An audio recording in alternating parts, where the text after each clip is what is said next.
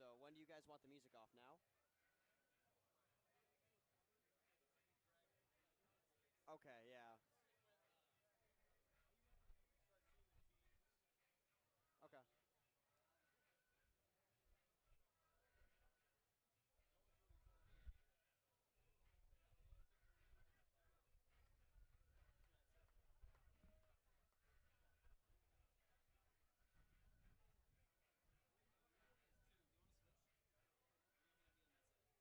It's fine. I got it. Or actually, no. You want to be on the side, right? Okay, yeah. Let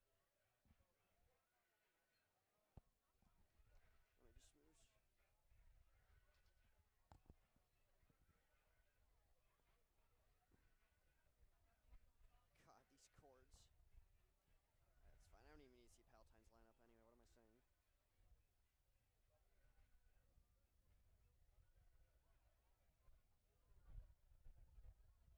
I'm I'm gonna I'm gonna go on the mic super fast. Over there, they're about to start stuff.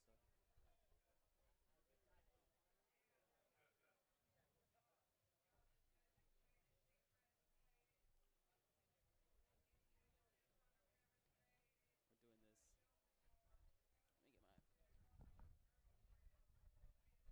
I'm gonna do a quick like mini open. So just hello and welcome to the Palatine High School baseball field for what is more than just a game today. It is the last home game for 21-year head coach Paul Belo and his Pirates as they take on the number 9 Huntley Red Raiders. Good afternoon, everybody. My name is Luke Jorden. Alongside me shortly is Emmet Jorden, Johnny Pellettiere, our producer, Nate Roy, our cameraman, Jacob Jorden, our scoreboard managers. And we are just about a few moments away from getting into the introduction ceremony to honor Paul Belo. And so they're just dragging the field for one last time. We've got all the current Palatine program baseball players out there, and we've got a bunch of former ones as well, me being one of them. Obviously, I'm up here for this, but this will be an amazing celebration that we will have before the game, during the game, and after the game. So please stay tuned. So we'll be joined by the PA voice of Mr. Philippek, and then Mr. Smearman will deliver the national anthem. Yeah, that's something we don't usually get, a national anthem, but so we're going to hop off the mic and let you enjoy the sights and sounds of the ceremony. Luke Jorden and Emma Jorden coming back when it's game time.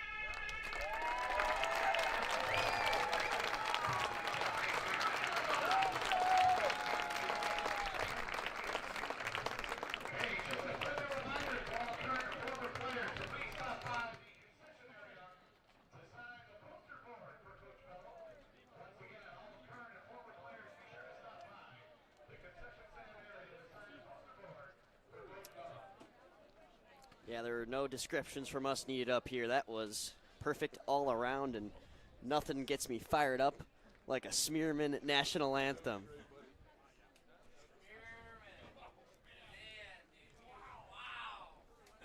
So let's get you a look into the two teams and where they have ended up here at the end of the season. Palatine hosting Huntley. Pirates 13-19, but a 10-5 conference record, and they're facing no easy opponent in the number 9 Huntley Red Raiders, a 26-5-1 record.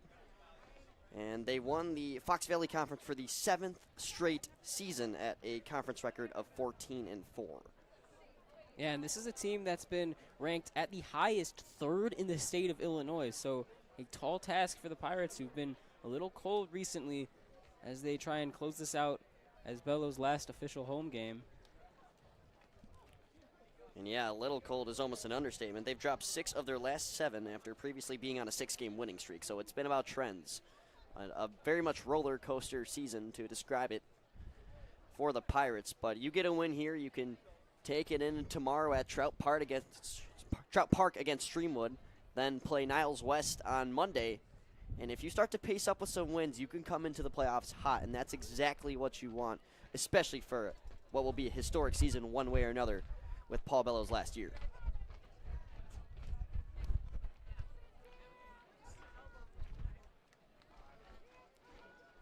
And now all the alumni are starting to make their way off the field. It was quite a long line to get through a narrow gate. Unbelievable turnout from the Pirate faithful today. I mean, I don't think I'll ever see a high school baseball game with more attendance than what we're seeing right now with our very own 2 eyes. Yeah, I mean, this is numbers that you would normally see for high school playoff game when they play those games out at minor league stadiums, college stadiums. I mean, obviously all the bleachers completely full, but down both foul lines, especially on the Palatine foul line, hundreds lined up. We got hundreds at the top of the bleachers behind us and around us, and yeah, I mean, the atmosphere is electric, and these fans would they would love nothing more to see than Pirates go out here and shock the world against the number 9 team in state. So let's take a look at the Palatine defense. Pitching for the Pirates, the future Firebird, headed to Carthage after this year. It's Sean Wasserman under the big spotlight. Catching with him is Ben Ratajczak, the sophomore.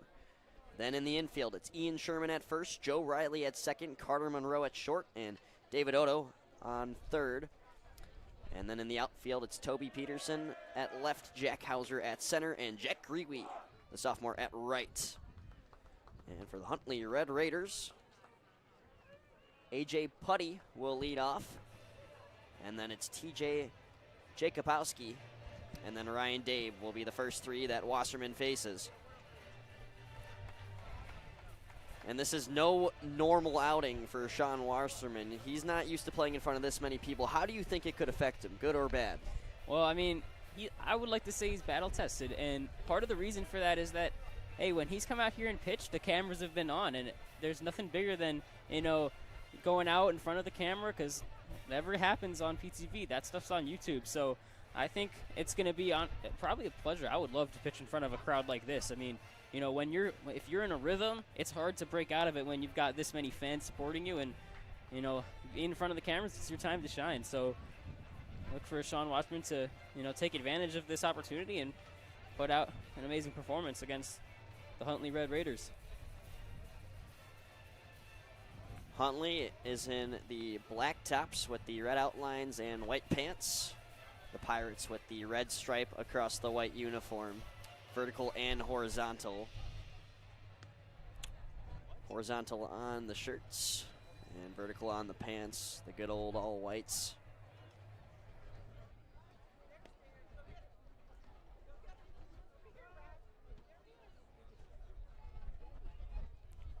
Now we're just about ready to go.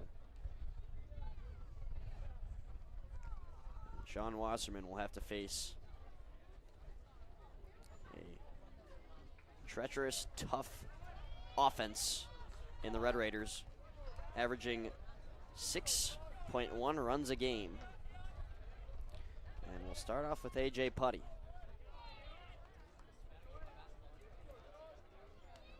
So Sean Wasserman, the lefty,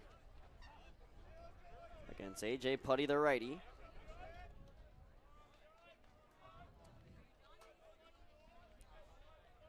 And we are ready to go. Play ball in Palatine. And Putty ropes this one out to center. And there to make the grab is Jack Hauser. That looked a little bit concerning off the bat. I'm not going to lie to you. Yeah, quick adjustment. We just did a softball game yesterday. Yeah. And off the bat, that was hit sky high, but routine. And 1 pitch, 1 out for the Pirates. And Huntley's going to put the ball in play, so for the Pirates, it's going to just be going to come down to how well can they play defense today. If it's a good game, then they should have a good shot today. Jacobowski shows a bunt and takes a strike in the zone from Wasserman. DJ actually believed to be the son of the Huntley head coach. And Andy Jacobowski, who's been at Huntley for 20 years. And we have quite the coaches duel. Both coaches have been recently named into the Illinois Coaches Hall of Fame. Yeah, a lot of respect between these two teams. That's partially why this game was selected this late in the season. The Pirates chose not to have a conference game. They wanted to play Huntley, and Huntley said absolutely. Well, I talked to Coach Belo before the season started, told him that we're going to broadcast a select amount of games, and he goes, I have one request, do my last home game. And we've had it jotted down on the calendar ever since, and we've been waiting for this moment. It's kind of surreal to now be thinking of that and realizing we are in current time, as there's a line right to Ian Sherman, and he makes the grab. So 2 outs. Yeah, and two batters. outs. Yeah, good start defensively for the Pirates. So far, Huntley's been hitting the ball where Pirate defenders have been, and you know, you can live with that. You don't have to get everybody out through strikeouts. That's why you got 9 fielders. Ryan Dabe, the center fielder for the Red Raiders, now steps in.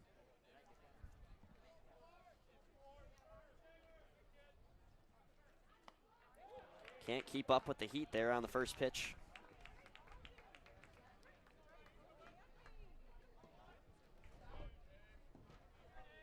And I believe this is the first time we've seen Wasserman on the mound for broadcast purposes. As a starter. As a starter, yes. He got the save against Barrington. That was a big game. That was awesome.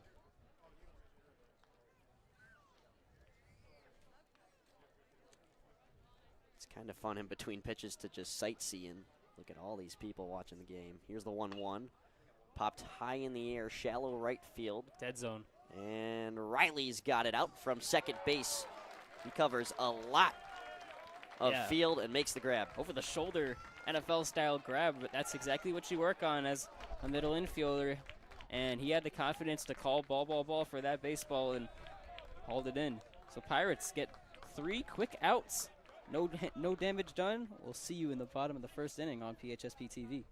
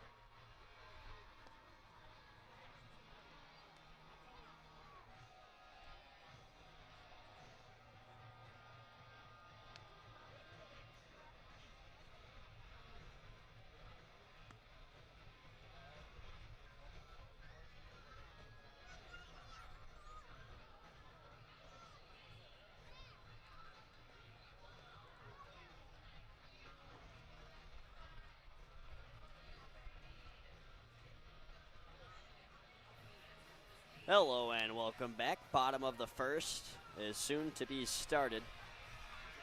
And starting for the Red Raiders is Malachi Poplanis. He's headed to Wright State University after this year.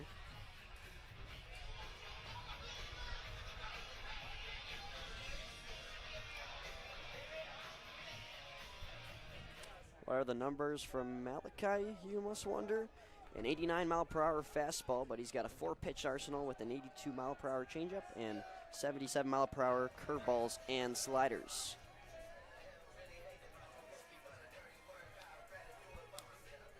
And who else leading off but Carter Monroe?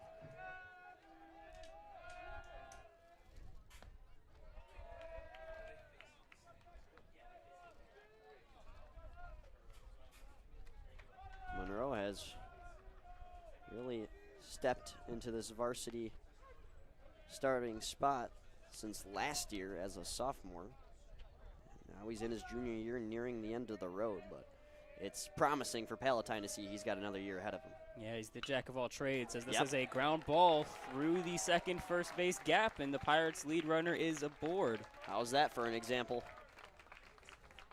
Second pitch, right into the gap.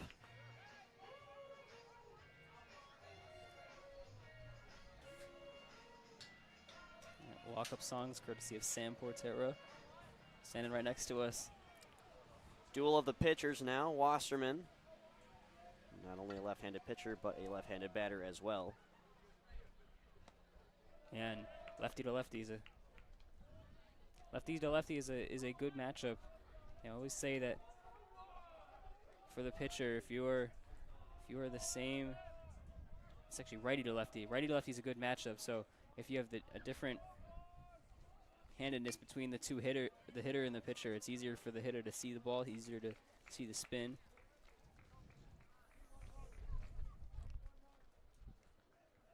Recent pitch fouled off. Count now 1-1. Monroe with a slight lead at first, and Poplanis is going to test him. Yeah, Poplanis, I mean, it's something you see early in the game. I don't think Monroe is really a huge, I mean, he's a threat to steal a base, but he's unlikely to be caught going back to the bag. He has no problem getting his jersey dirty as he takes off. Monroe takes off, bunt laid down and is foul. And that would have got the job done, because even though it was a short bunt, by hitting it right on that line area of the right foul line, it's harder to get the lead runner at second. So, the Pirates are going to play this kind of small ball when they can get the first runner aboard, and it's always good to give yourself at least two batters with a runner on second base to get him in. So can't resort to that bunt anymore. 1-2 now.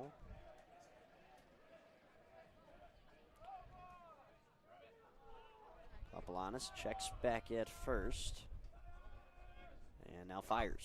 Wasserman right through Poplanis. That is going to get to the mitt of Goldstein, but no play will be made, and that's another base knock. Yeah, and that's where Luke is scoring this. I'm going to have him score it as an error, but really that's a base hit, as it is unlikely that the throw would have beat Sean Wasserman. Definitely would not have gotten Monroe at second base, so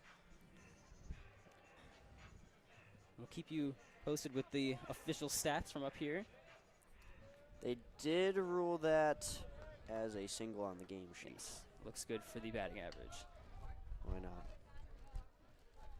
Bunt shown and fouled up and to the backstop. And now with 2 on, nobody out, getting second and third with just an out is huge. You bring in the chance to move over the runners, get a sac fly. Toby Peterson on deck. And like you mentioned, Emmet, Odo has worked his way up this order due to his big-time hitting. Corners in. Bunt shown again. Oh, no. Popped up. Oh, Dropped. That ball hit the ground. That's fair. That's fair. Wasserman's got to take off. So does Monroe. And Monroe is out at third, so quite the interesting play that just developed as Poplanis and Quinn Drews collided with each other. Yeah, and we're going to need a moment to break this down. So by popping the ball in the air, everybody has to freeze and head back to their base. And because Monroe is at second base and the ball, we could only really see the ball hit the ground from our point of view. There's no way he could have seen that. And Belo was calling for him to come, but it was just too little too late. And luckily for Huntley, they're able to get the out. So, but now Toby Peterson, the Kentucky commit, up with a chance to do some damage.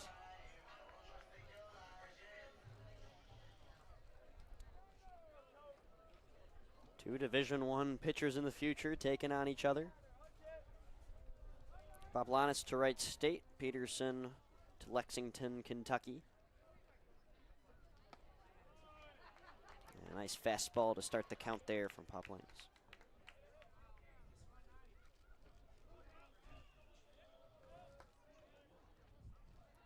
Peterson, another part of the junior core that will only get better into next year.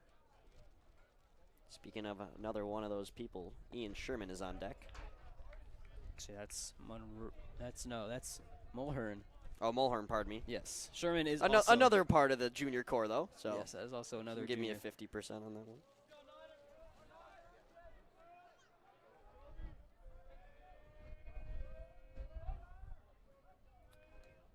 1-1 on the way.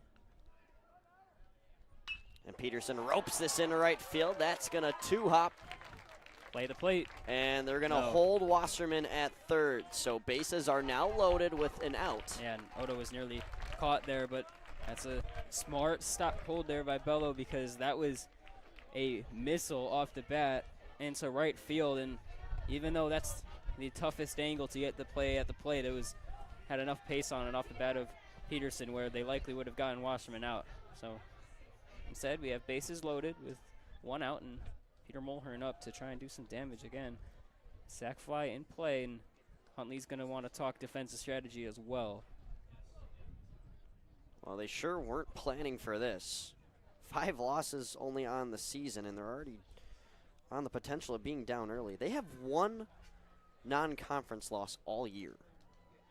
Well, and Huntley's one of those teams that, you know, they've been really good all year at just pulling out wins. And the one thing with the Palatine Pirates is obviously coached by Coach Belo. This is not a team that is going to blow over easily. And despite the ranking difference and the record difference, and this Palatine team is going to fight to the end. And I mean, as we're seeing right now, going toe to toe with the elite talent of Red Raiders of Huntley. 3 hits already in the scorebook for the Pirates. Let's see if Mulhern can make it 4. Chase is on the first pitch.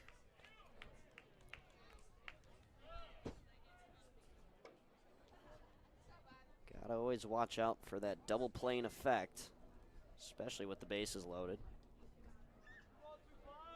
Force is anywhere.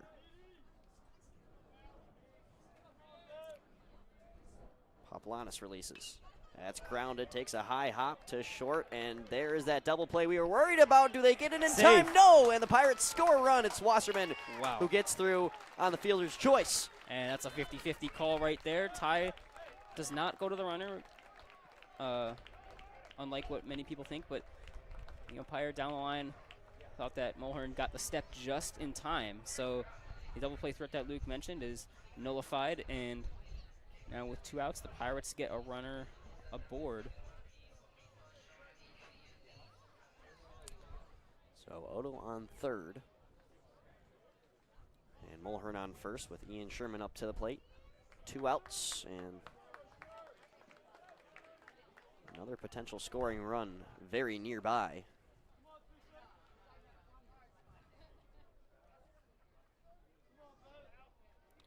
Here's the first pitch from Paplanis. Sherman looks at a strike. And the Pirates have gotten their offense in this inning from putting the ball in play. Paplanis has been pretty accurate. It's just been the Pirate bats who have been giving themselves a chance to put some runs on the board, as they have one right now. Wasserman only had to throw 8 pitches in the first. And with that pitch, Paplanis has now doubled that with 16. But he's looking to get out of the inning. Now an 0-2 count with 2 outs. Yeah, and 17 pitches for an inning is not terrible in high school, so.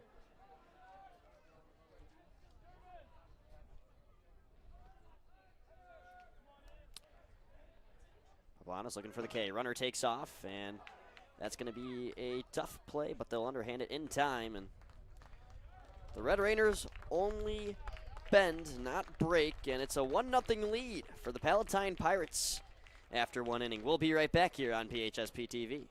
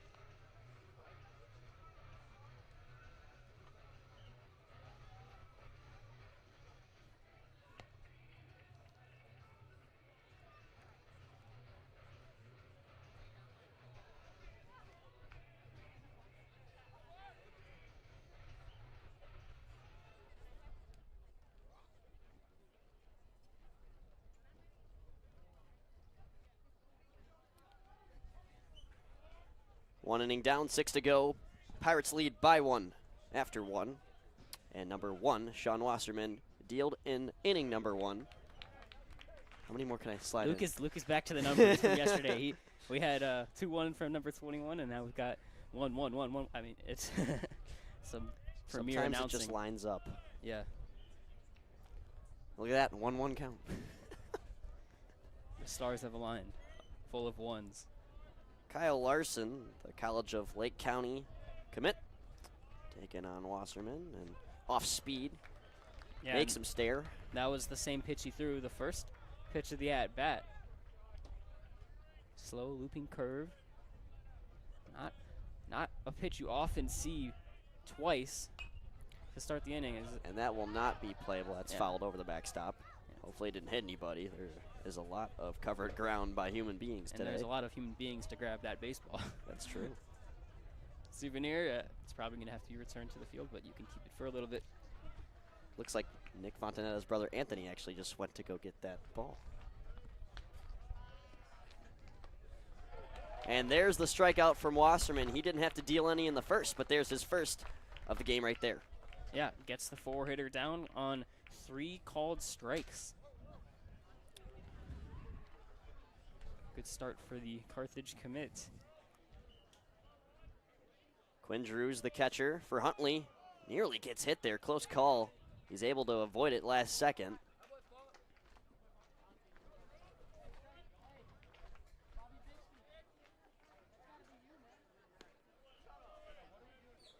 This is away. This might be the first time we've seen Wasserman in a 2-0 to start. He always gets that early strike. And that one is hardly hit past Monroe and into center, so it's a single for Quinn Drews, and the first hit amidst anybody getting on base overall from Sean Wasserman. And Griffin Goldstein is now up. You can hear Belo calling good runner. Oh yeah, that's a pinch runner, in fact.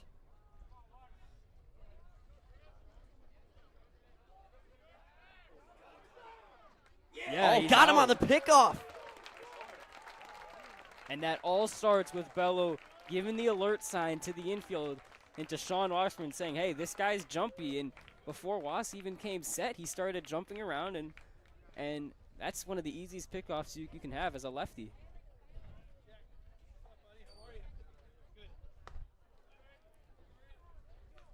And that was Drew Borkowski. That's who I was trying to find in the process, who the pinch runner was. But before I could even give him acknowledgement, he gets picked off at first base.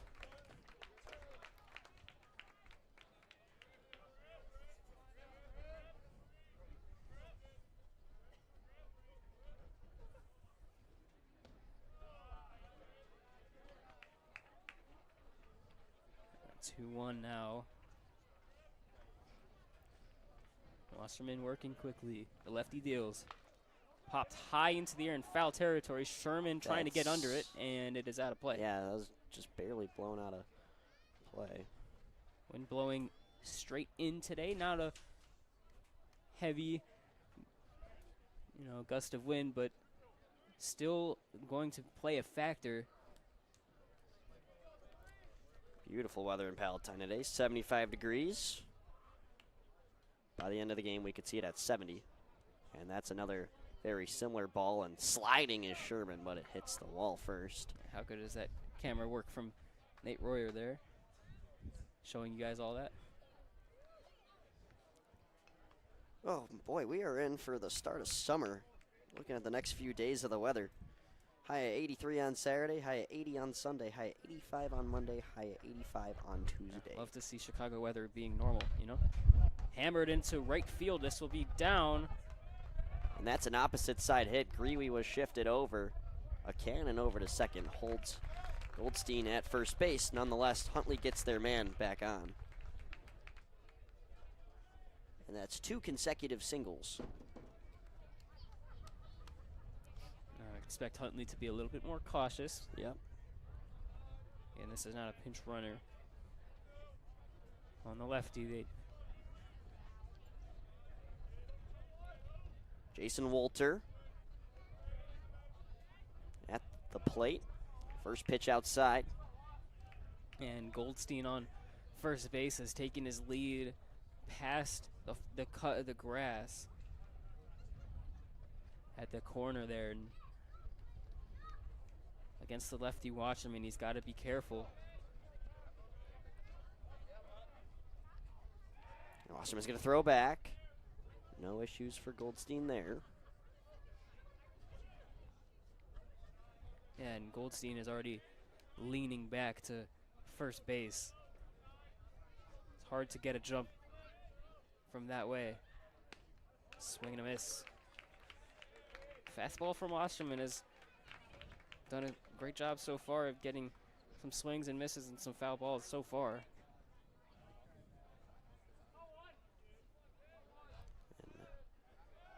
This one is into just barely shallow left. Odo tracks it down from third base.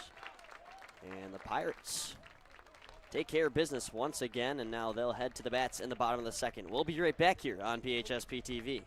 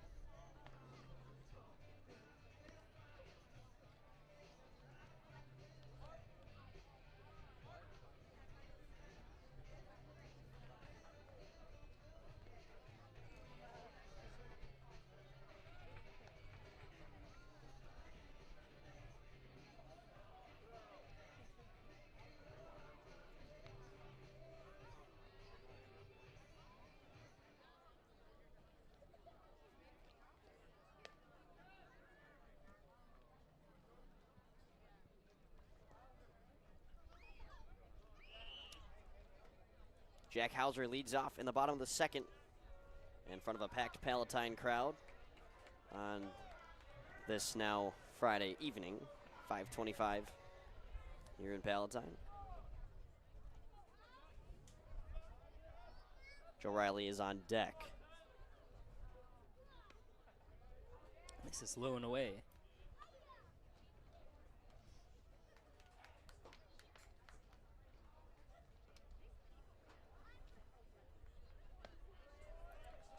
Hauser, a dual sport athlete,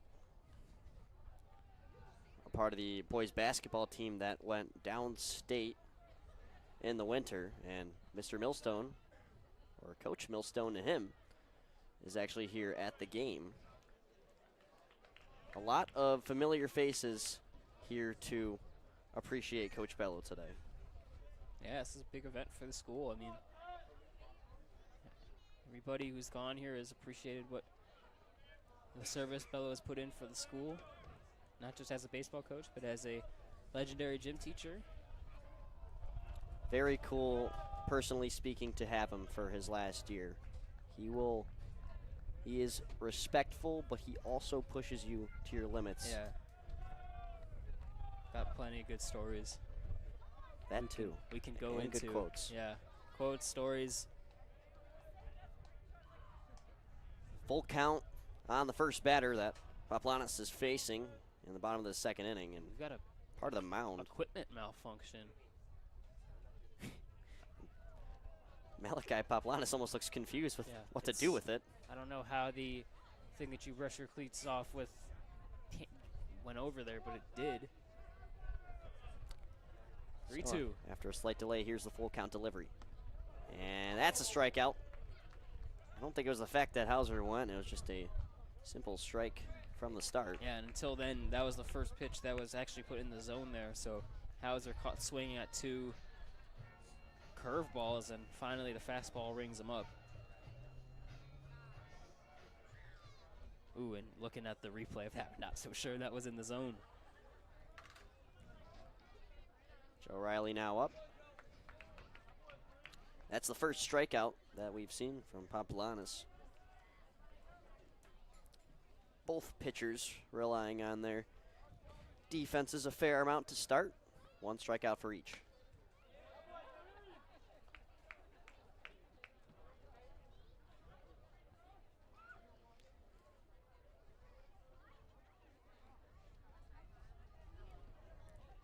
Paplanis the 2-0, and Riley takes for a strike.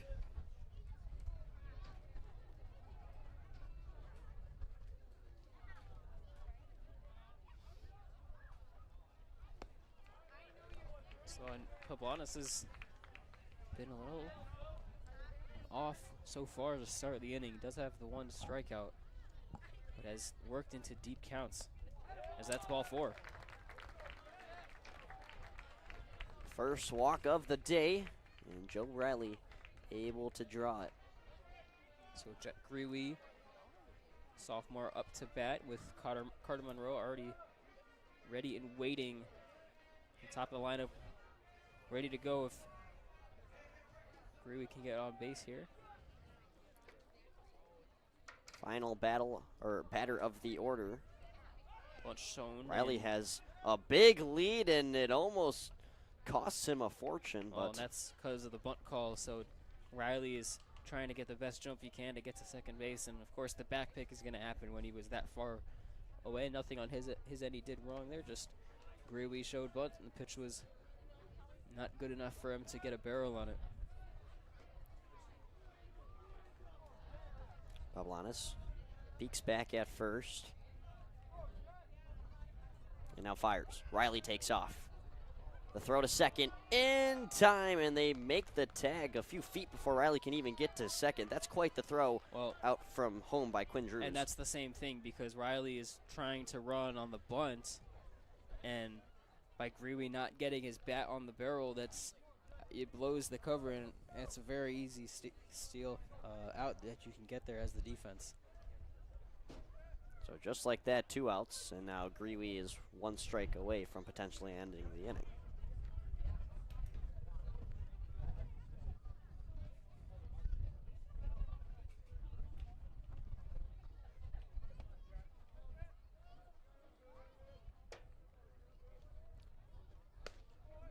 Heat is outside on Greeley, and he'll take.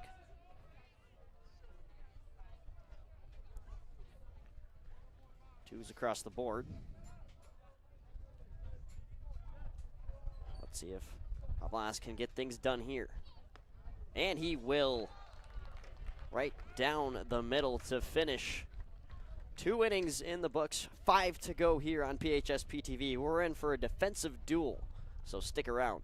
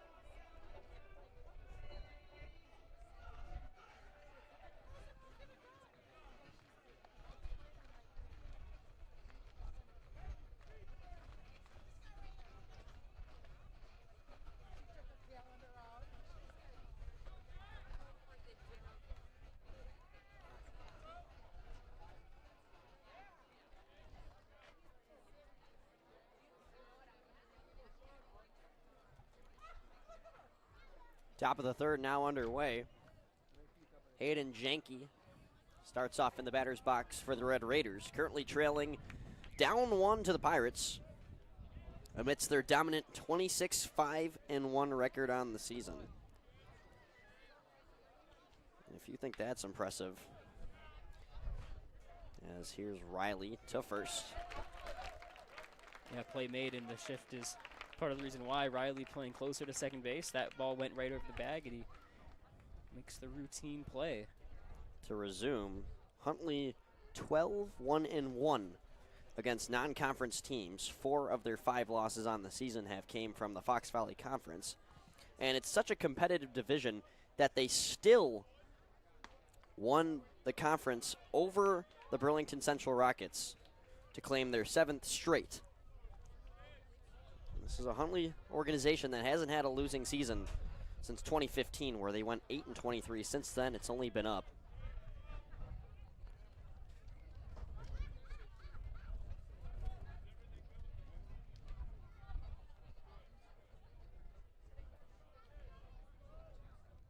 (2-0) from Wasserman. Off speed, right in the zone. And it's been accurate. I mean, the curveball so far from Wasserman has looked good. Nobody's really swung at it yet, but it's just kind of hung on the outside part of the plate, broke in over the heart of the plate. So that time it just misses.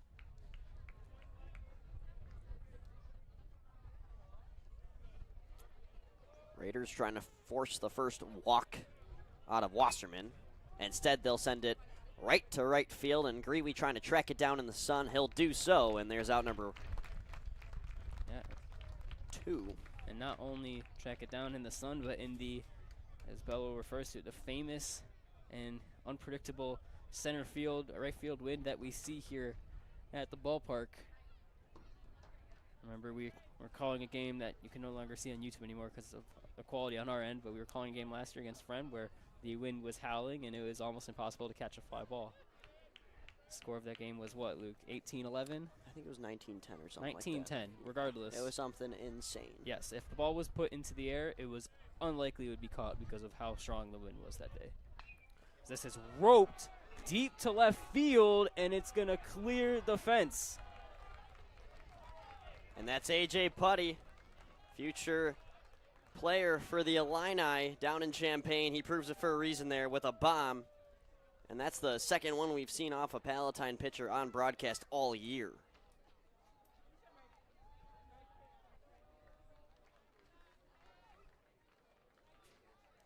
Yep. Squared up the fastball. Good contact made.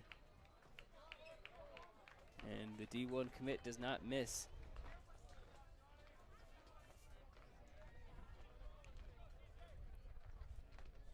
So, 1-1 game, and now it's number 1, TJ Jacobowski. And it's also number 1 on number 1.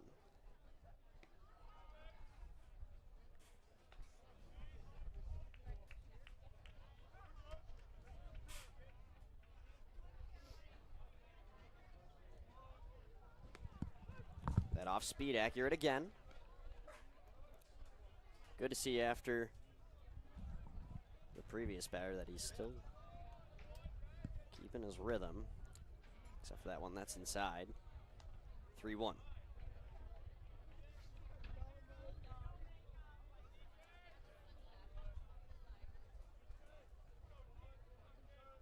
Delivered, and that is foul.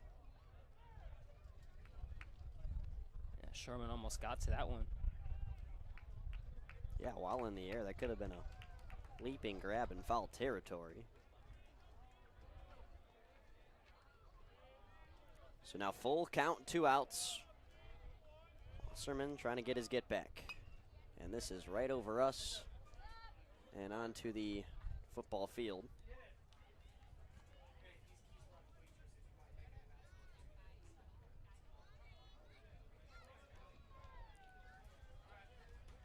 So we'll relay the full count pitch once again. And this is out to left.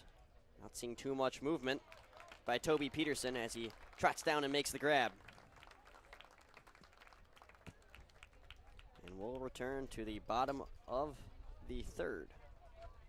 Or we'll begin the bottom of the third when we return on PHSP TV.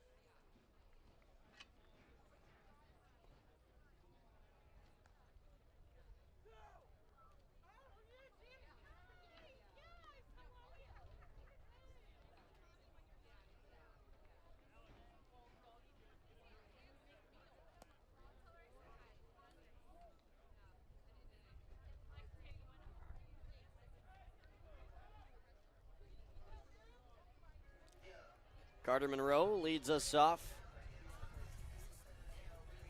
in the bottom of the third. Tie game between the number 9 Huntley Red Raiders and the unranked Palatine Pirates.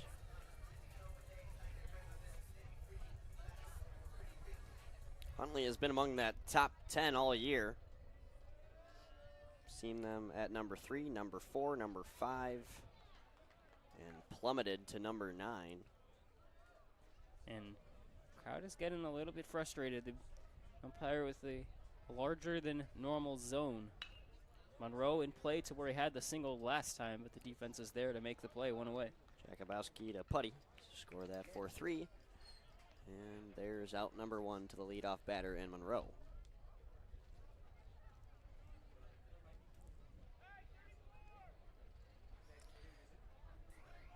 Wasserman now up.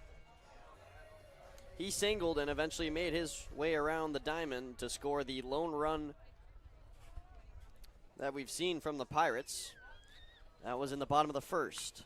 Wasserman, first pitch right into center field, and it'll take a couple awkward bounces out to Ryan Dabe at center, and Sean Wasserman is now red hot, 2 for 2. Yeah, red hot 2 for 2. Pirates offense has been red hot with a couple hits now. 3 hits so far.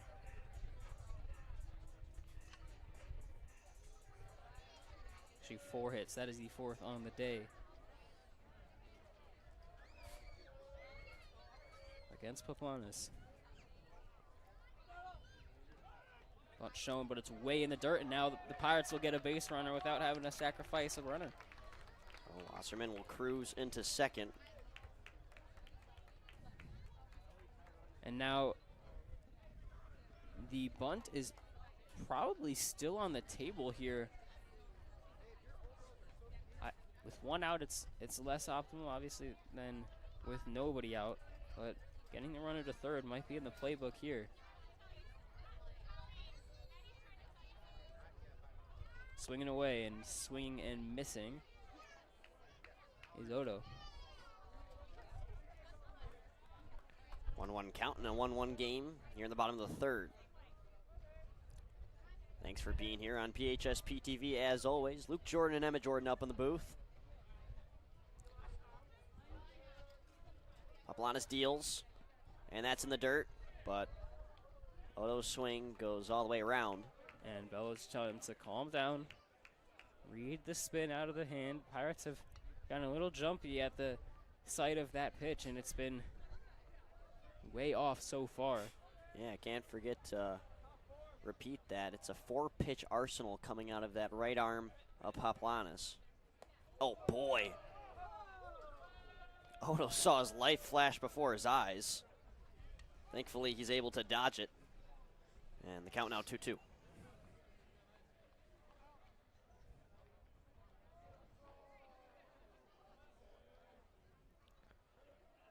Important pitch incoming. Here it is. And Odo looks at strike 3. Paplanis has his second strikeout here in the third inning.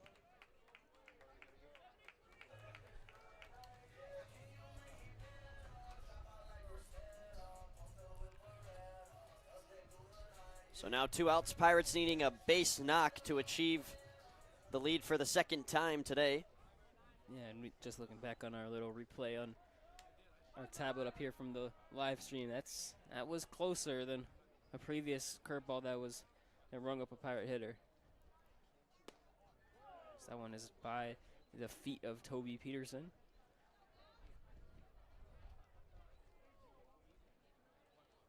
It'd be huge if the Kentucky commit could pull through and get his second hit of the day.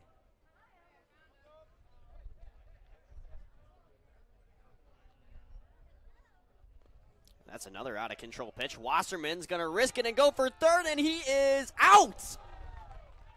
And Wasserman looked like he beat the tag from up here, and he was shortly debating his case.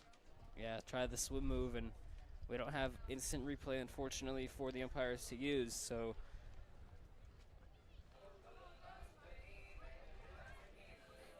The third out of the inning. Pirates with a couple outs on the base paths. If they lose this game by a run or two, that's going to be what Belo says to them at the end of this game. That stuff cannot happen.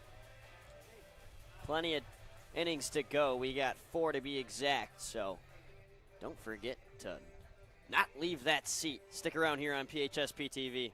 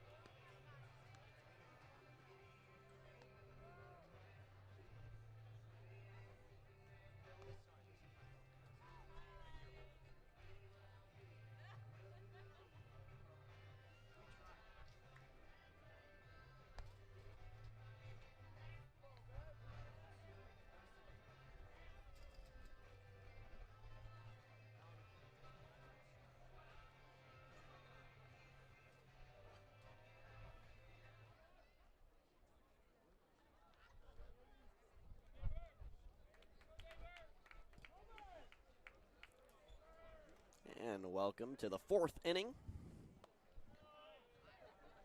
Both pitchers with solid starts. Yeah, it's been the lone home run from A.J. Putty that has been the run producer, as this is a foul ball. Just foul ball. I was about to say that was the only run that Huntley has. Pirates picked up their run off of a fielder's choice with the bases loaded in the top of the 1st inning. Wasserman still going strong. Ryan Dabe is up to the plate, and he fouls this one straight back. Wasserman up to 44 pitches so far. In the 4th inning, he's been working quickly, trying to preserve that arm, go as long in the game as possible. And this one is kind of half swung to Sherman. He'll toss it to Wasserman, who steps on the bag in time. Nice play. Yep. And that's a 3-1. Yeah, that's good field awareness by Wasserman to know exactly where he's at, make sure he gets the play down. It's something that you practice all the time in Coach Belo's practices. And he's happy to play defense from the pitcher's mound, the starting center fielder, Sean Wasserman. And Larson sends this high out to left. Tracking it down is Peterson right near the foul line, and he makes the grab. 2 outs already for the Pirates. Yeah, and you can have a good day pitching if you can make the other team hit like crap. And outside of the home run and maybe 1 or 2 singles, so far the contact from Huntley has been subpar for what they'd like. Here's Quinn Drews. He singled in the 2nd. I mean, when you think of some of the best pitchers in previous MLB before strikeouts was the king, you could think of guys like Kyle Hendricks. They were masters at that game, as this is another fly ball. And Greeley makes the grab. Another fairly easy inning for Sean Wasserman. I think that maybe took, what, 2-3 minutes? 2-3 minutes, maybe 6 pitches. At that pace, we might even be done by 6 o'clock. I don't know about that, but we'll be right back in a timely manner on PHSP TV.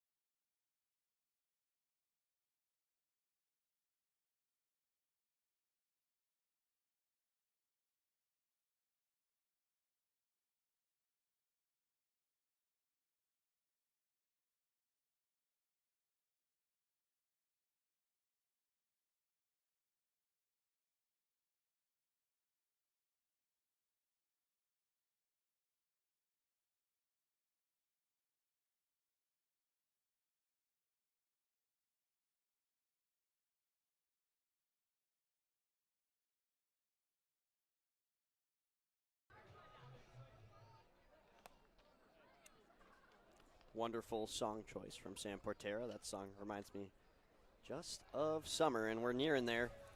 At least the seniors. I mean, everybody's only got a week, maybe 3 days. You can ask our non-seniors in the booth. How many? 2? 2 regular Monday, days Tuesday, of and then school. Wednesday, Thursday, Friday Yeah. finals. Okay. Well, I think the 2 commentators up here are stress-free, and Peterson will be after he ropes that into the gap. Yeah, 2 for 2. He's got at least a double. Turn the burners on. And he'll stay at second. Standing double for Toby Peterson. Yeah, and so an interesting stat that I was actually telling Luke about yesterday is Yep. on PTV streams, Toby Peterson has had only 1 hit in all the games we've done 4 or 5 of them. 2 already today for the Kentucky commit. And a great start. Now with Mulhern up, the threat of a bunt is a possibility to try and get that run into third as fast as possible. That's the first extra base hit in the game from either side. Besides the home run, of course. Well, yes. It's hard to count that because nobody's actually on base when it happens. Yes, yes. First double or triple, per se. Yes. It's a good catch there. Mulhern. Righty on righty here with Palatine. Palatine, 3 innings. Bunt shown, and he gets it down. This is a great bunt this down is the beautiful. line. And he'll not beat it out. And honestly, I believe that's the right call there. That is the right call. Carroll would have said something, and he gives Mulhern the fist bump because, hey, the result you want from a bunt, obviously you'd like to have him on base, but the results you want from the bunt is to move the runner over. They get the runner to third base. Job done.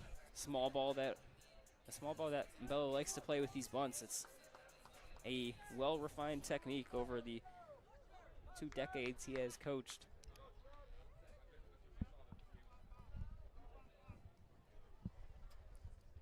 So runner on third, 1 out for Ian Sherman.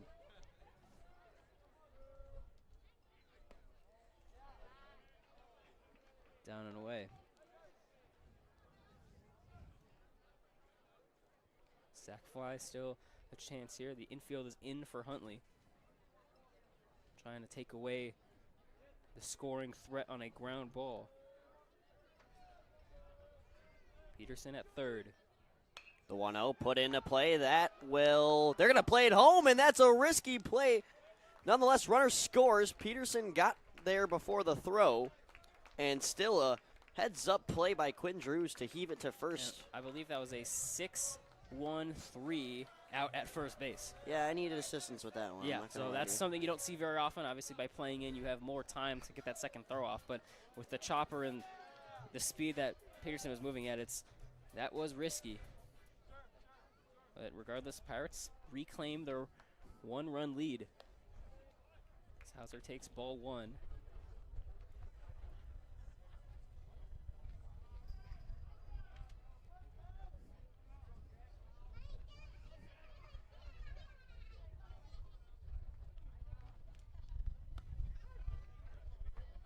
One now. Strike 1 in there. Hauser, I believe, down looking on strikes last time. Bunt shown, and it's missed. Might have been tipped. We might have heard something, but interesting bunt decision there, but Hauser's got wheels. Surprise bunt. I mean, hey, if you put it in the right spot with the infield where it's playing, you're testing the pitcher and catcher to make a play. And Hauser swings at a high fastball, and that'll do the inning. Nonetheless, the Pirates notch another run, and they have a 2-1 lead over the number 9 Red Raiders. So we'll see if they can keep that when we return.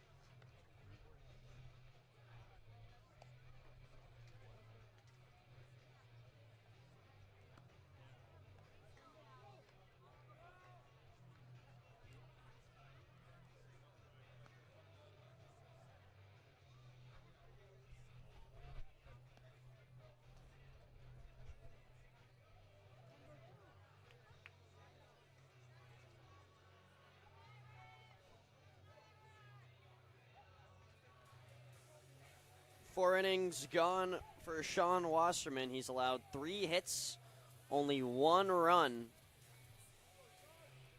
and he's got 1 strikeout. He's relied on the defense, and both defenses have been wildly impressive. Not an error in sight through 4 whole innings.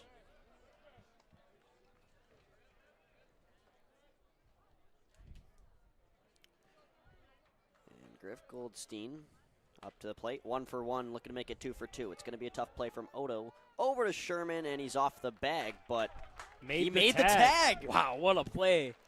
Odo bobbled it, made the throw, was a little bit off the bag, and heck of a play by Sherman to know exactly where his positioning is and swing the glove back for the tag. Doesn't look, such a quick play doesn't look super impressive, but that is a heck of a play by the first baseman. So 1 quick out on 2 pitches. Wasses kept the pitch count down.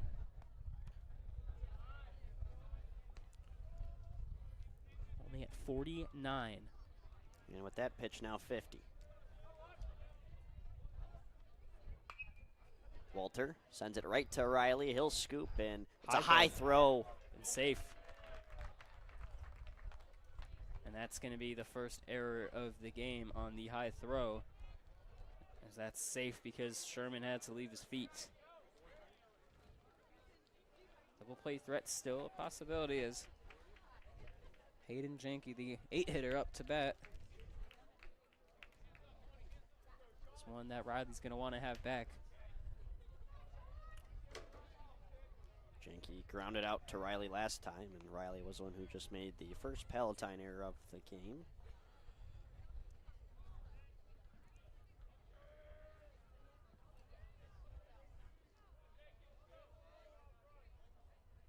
Wasserman keeping an eagle eye on first base and fires a strike in the process.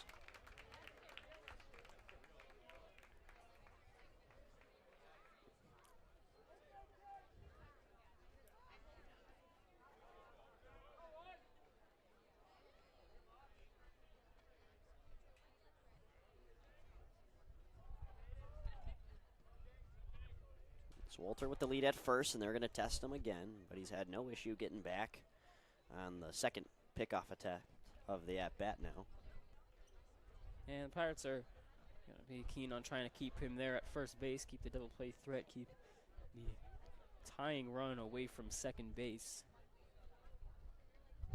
No steal, but ball anyways. Just looking out the window from the press box, we can see the entire fence of the bleachers all the way down on the away football bleachers is filled with fans.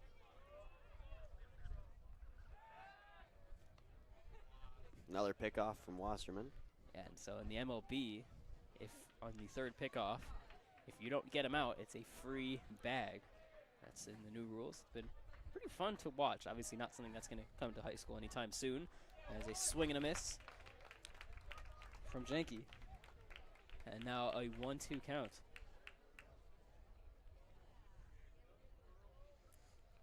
Wasserman only has 1 strikeout through the entirety of the game so far. They got him. And do they have him? Yes, they do. So Walter omits getting on base from an error. Yeah. Commits a self-error per se himself, getting caught there, and Wasserman found Sherman, who found Riley for the tag. Yeah, so good pickoff there, the lefty Wasserman, and what you got to do at first base, you got to wait until he commits home, and strike 3 swinging. So 2 outs on 2 pitches, actually 1 pitch. And great inning for Wasserman and the Pirates. These boys are feeling it. Bottom of the 5th is coming up.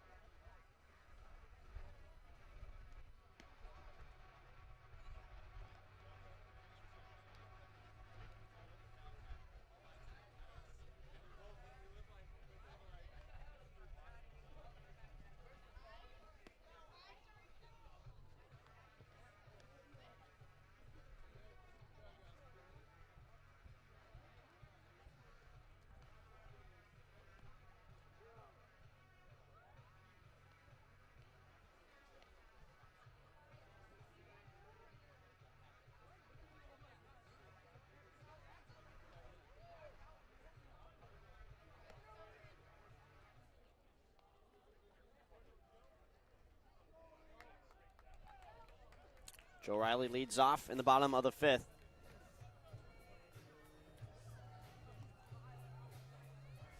It's got to be my favorite walk-up song. Actually, Joe Riley reached out to me earlier this year and said, hey, I want a new walk-up song. And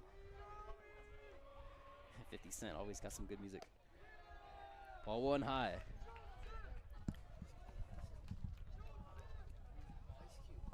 Ice Cube, correction. I'm very sorry. Johnny is upset. Yeah, I'm so sorry about that.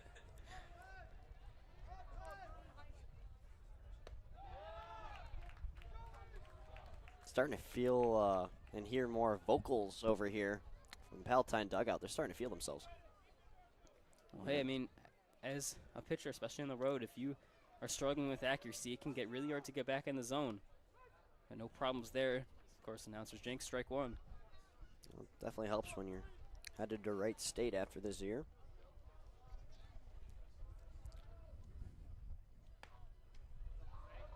Just misses upstairs. Good eyes from the junior. Riley walked in the second. He was caught stealing. See if he walks for a second straight time. He'll swing and miss at a strike. And now the count is filled. And Paplana says he can probably go to any of his 4 pitches here. 3-2. And it's strike 3. He throws away the bat. Thought it was ball 4. And the umpire thought otherwise. And Emmet will get a good look here on the replay monitor to see what that truly was. I mean, on the fastball, that's usually for the umpire who's in the slot. That's a harder call to make, and here it is. He's been generous so far. Ooh, Emmet, you're going to want to watch that. I don't know. As Greewee takes strike 1. Definitely outside, yeah. But, I mean, look, the catcher set up right there. He didn't have to move his glove too much, and the umpire's been calling it all day. It's something that Pirates are going to have to get used to. And fouled overhead by Greewee. Whenever I go down to score my book, I hear some sort of ding. See, that's why there is a color commentator. Yes. Oh, did you see the home run from the Huntley kid? No, I didn't. I was trying to score, and then I heard ding. There's another one, but I was looking at that one. Good job, Luke.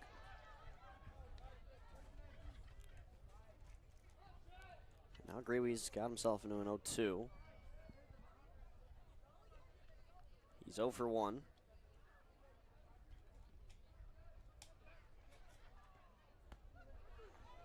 Called strike 3 again on the curveball this time.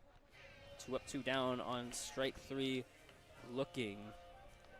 That's 3 straight strikeouts for Malachi Poplanis.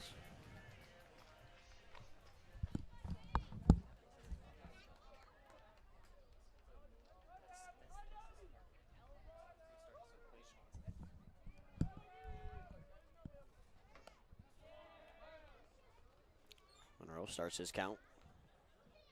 Watching a ball go by.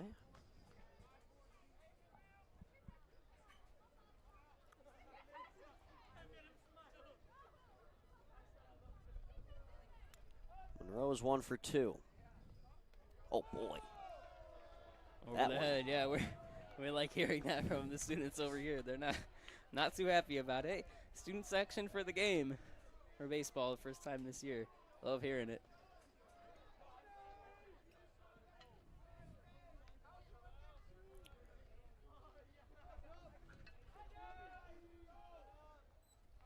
Here's the 2-0. And that is right through the gap to left. Monroe will have another single on his resume. He's 2 for 3 now. Yeah, crowd pleaser. Carter Monroe with the hit. That's what you do. Hey, somebody throws your head. It might not be intentional. Probably wasn't intentional, but say, look, man, I'm sorry. I just have to deposit this ball into left field for the base hit. So, with 2 outs, the leadoff hitter aboard for Sean Wasserman, who is 2 for 2 on the day with 2 singles.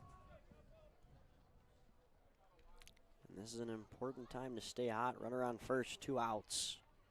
If needed, David Odo is on deck.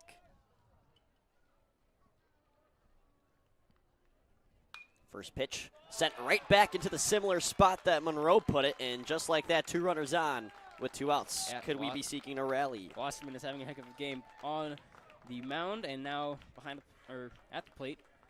3 for 3 with 3 singles.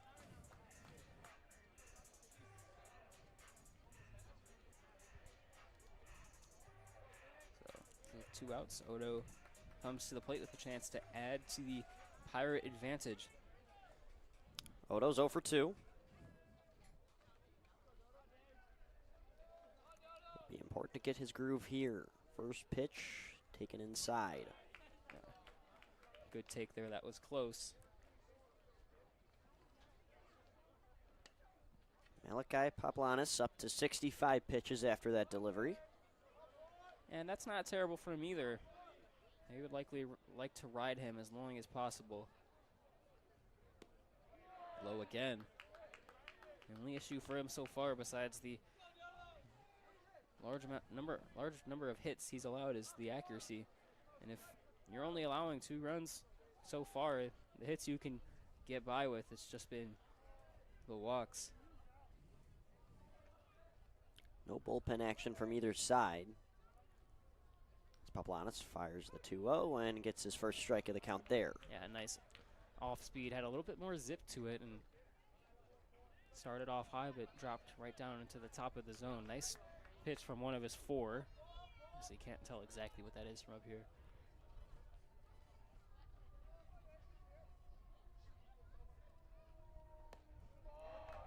That's another ball that gets loose from Paplanis. 3-1 count now. Odo could walk and load the bases for Toby Peterson. Or even better, on that 3-1 count, hitter's count, he's going to get a nice fastball to hit if it's placed in there.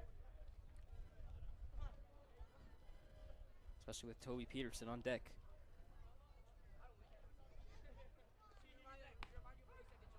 And Odo takes strike 2, full count, 2 outs. Wasserman on first. Yeah. And Monroe on second. And with the 3-2 count, a runner will most certainly score if there is a base hit. Runners moving with 2 outs on a 3-2. Big pitch in the game here. Time called. And with time already being called, Belo's going to want to talk approach here with Odo. Yeah, I really like these scenarios, these 3-2 counts. When I play, I like to call time and reset.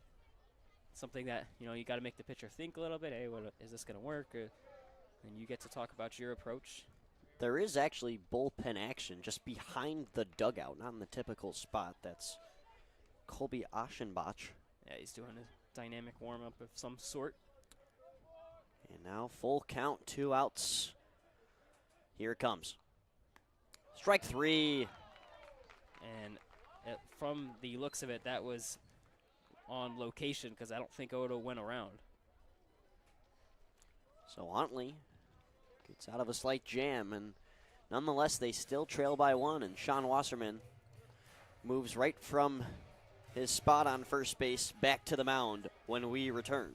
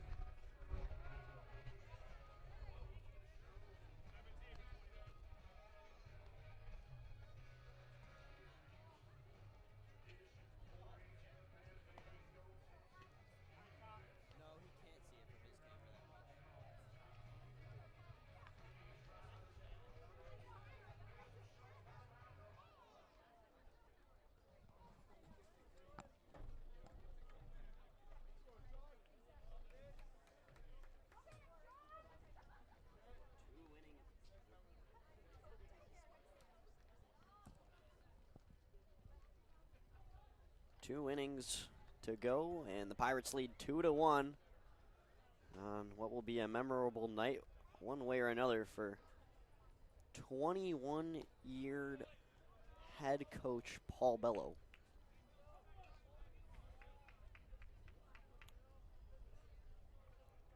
For those of you that don't know, Coach Belo actually started his high school career in the MSL playing with Hoffman Estates. He was a part of the first team that did go down state in the Hawks history. This one fouled off. Fouled it through his legs. You don't see that very often. And that's Dylan Vizadra, who is pitch hitting for Marco Stowski. So 1-2 now from Wasserman. Swing and a miss, strike 3 on the breaking ball.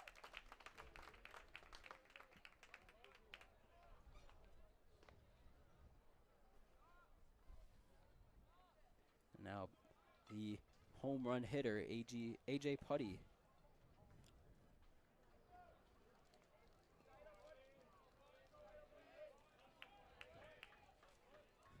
Illinois commit. Illinois #1 in the Big Ten for baseball right now in the current standings. And he's got the orange bat. I wonder if that has the symbolism. Orange and blue. That's just a popular bat in the baseball community. That's a very prized possession. As Jacob is nodding his head. But he fouls off that one, and Wasserman has what he wants here, an 0-2 count. He does, yeah. And it's a little unfortunate with the foul ball, got him out of rhythm.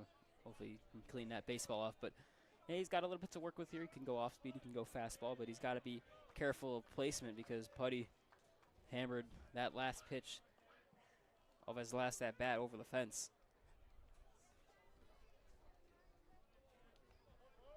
Coach Belo giving a sign out to center field for Hauser. Wasserman releases the 0-2, and that was an out-of-rhythm looking pitch. Emmet, I think you nailed it on the head. That foul ball kind of threw him off a little bit. And by the way, the exact name of the bat is the Louisville Slugger Atlas. Very popular bat. What's the cost of that? Oh, wow. $350. 1-2. And Putty ropes this one out to left again. It's back at the wall. Does he have a 2-homer game? Yes, he does. And the game is now tied at 2. And another mistake on placement. Putty does exactly what he did a few innings ago. And in the top of the 6th, the lead for the Pirates comes to an end.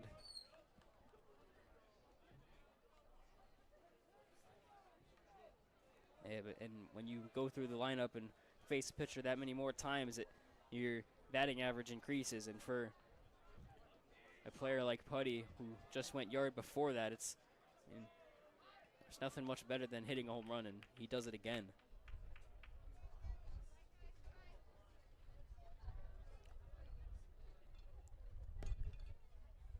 TJ Jacobowski takes ball number 2.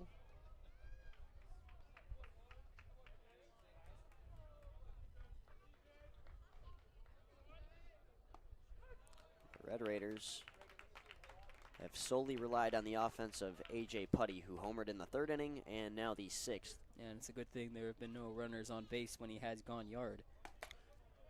Other than Putty, there has not been a single runner that has reached 2nd for the Red Raiders. And the 4-3 ground out recorded there. Now 2 away, the hitter, Ryan Dabe. My handwriting is pretty awful, isn't it? Yeah, that looked like a P. I was asking you how to say that. Rather be safe than sorry, that's for sure. And Dabe lifts this one into shallow right. Greeley can't track it in time.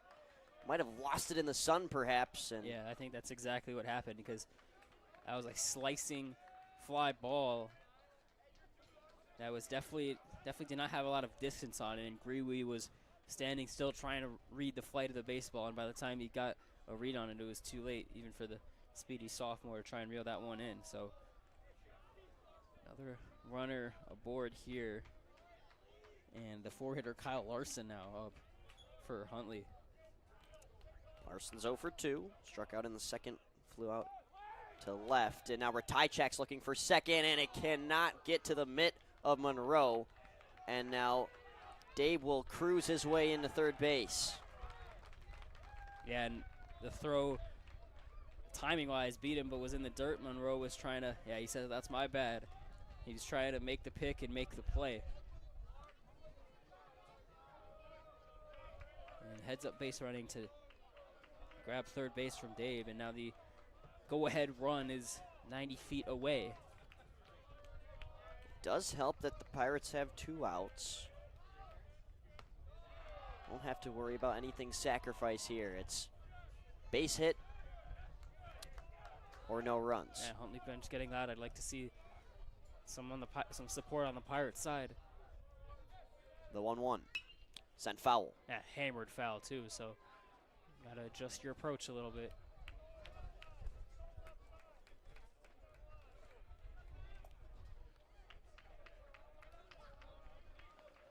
One ball, 2 strikes, 2 outs. Wasserman in one pressure position. Delivers the 1-2, and it is high. Just high.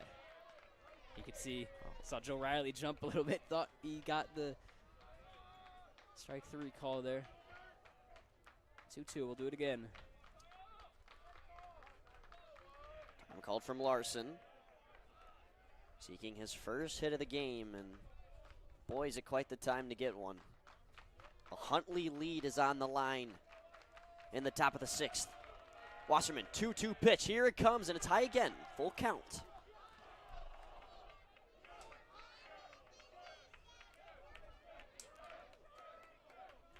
All the numbers on the board are filled now.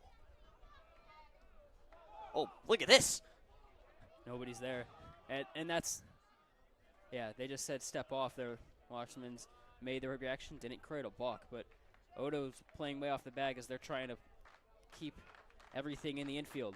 Full count pitch, and it's wild. It hit the umpire. Wow. The umpire just saved a run. Oh. And that, I mean, that's part of the game, but wow. And Coach Belo's going to head out there. Wondering if this might be the end of Wasserman. No, I don't see anybody going. Yeah, we've seen no action. Yeah, Wasserman only at 74 pitches, but he's struggled a bit in this inning. Belo's going to just head out there. Tell him to calm down. Take some deep breaths, as he does the best. Coach definitely knows what he's talking about. Actually was a former associate scout of not only the Texas Rangers, but the Arizona Diamondbacks as well. So not only has he played at the collegiate level at UIC, but he scouted at the pro level. Isn't it fitting that those 2 teams were in the World Series? Yeah. The Paul Bello effect. Of course, of course.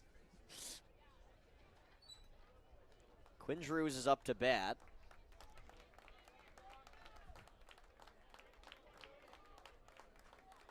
Larson is on first, and Ryan Dave is on third. Yeah, it's going to be curious to see what the call is from the Huntley head coach down at third base. You got first and third, so they might try and steal a little run here by trying to send the runner at second base and hoping the Pirates make a mistake. So a fresh count. Of course, they have to do it against the lefty Wasserman. Pick off to first. Got to be extra careful with those pickoffs. One gets by Sherman, and Huntley has a 3-2 lead. Yeah, no margin for error. Quite literally none. Here is the first pitch, and it's off speed and outside.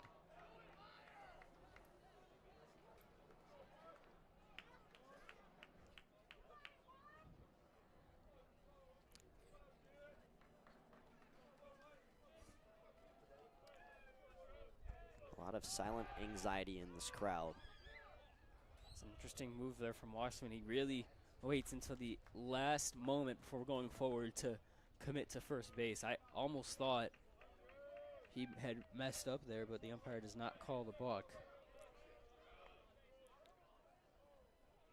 And this one is through to left field. Runner scores. Red Raiders lead.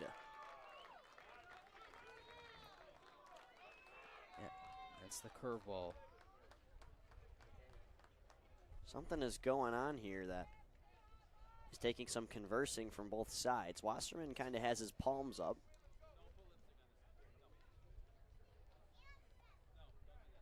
And Drews is headed back to home plate. Is he getting a pinch runner, or? It almost looks like they might have to. Is that And Jacob Jorden? Jacob Jorden is saying he was using the wrong bat? But everybody's confused up here. We have The runner has been accounted for. Something is out of sorts here. 1-0. They're saying the count's 1-0, but there's no runner on. And the run is in. So Oh no.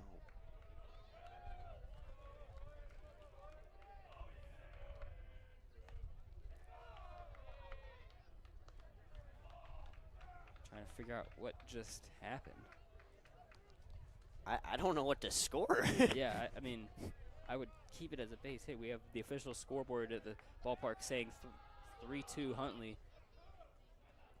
Is the same batter still up? Yeah, no, it's still Drews, but he just scored as a run. I'd love to see if somebody can go down and get a explanation after whatever on earth just unfolded.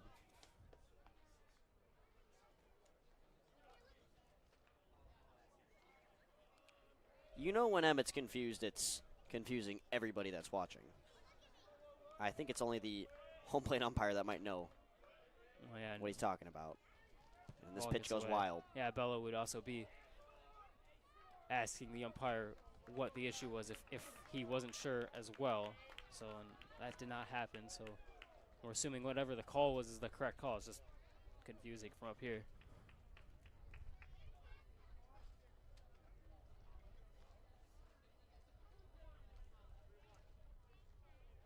So now, runner on third. 3-1 count, 2 outs.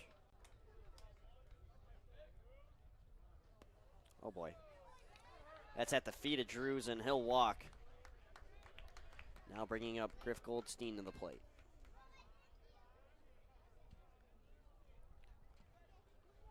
Still don't see action at the Palatine pen. There is action at the Huntley pen. And that is still Colby Aschenbach.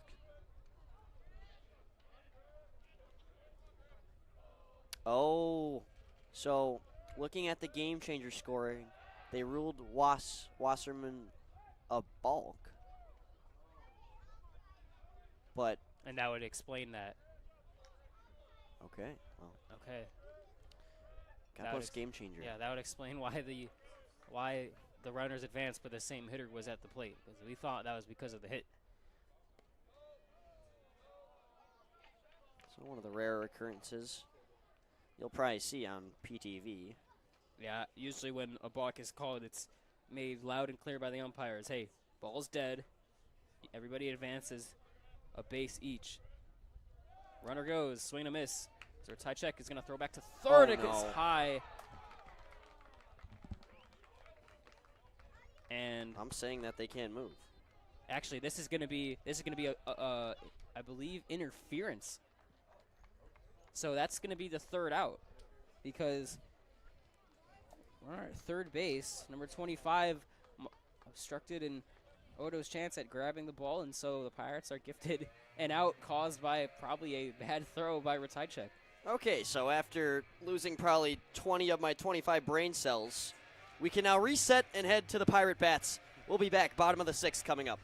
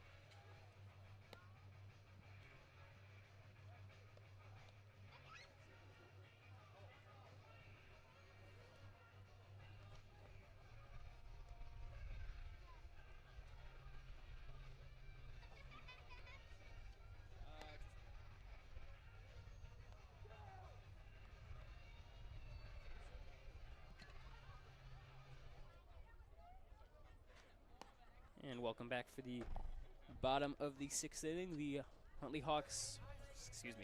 Red Raiders with 2 runs in the top of the 6th inning. As Toby Peterson now up. The cleanup hitter, Kentucky commit, Junior, trying to get a rally started. This is Huntley's first lead of the game. Down the line, tough hop, and in the sun, Peterson's got another base hit. A.J. Putty, the Illinois commit at first base, could not get a good read on the bounce. And Peterson, with his 3rd hit of the game, he's now 3 for 3. Luke is currently away right now. I'm taking over score sheet duties, so apologize if I don't get information out to you as fast as possible. He should be back shortly. Now, Peter Mulhern on with 1 runner on. Bunt shown as he pulls it back, and it's a ball. Let's see, Peterson's got to hustle back to first base.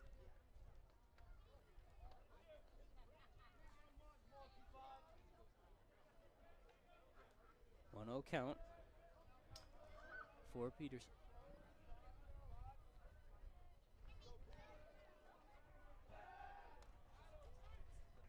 Pickoff attempt, not in time.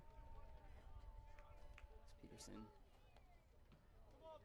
back safely.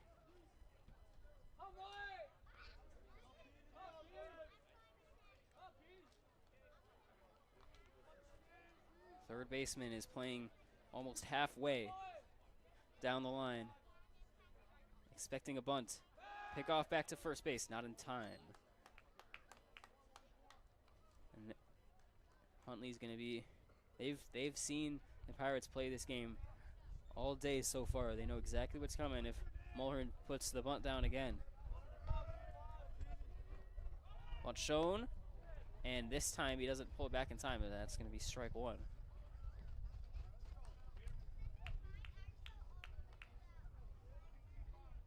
Pirates have had a hard time putting bunts down today.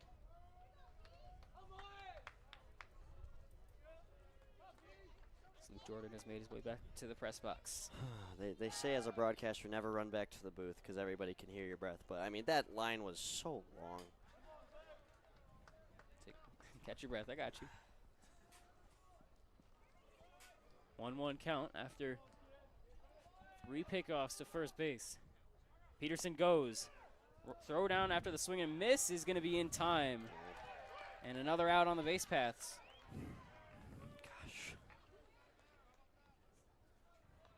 So is that 2 outs now? Or is it the first one?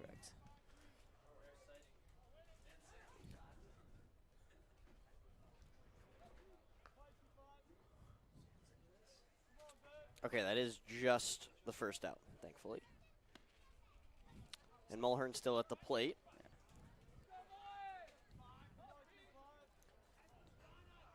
And aggressive base running is going to be something the Pirates look back on in this game. Lost too many base runners to the base paths. I believe that's their 3rd time getting caught stealing. Here's the 2-2. Mulhern follows straight back.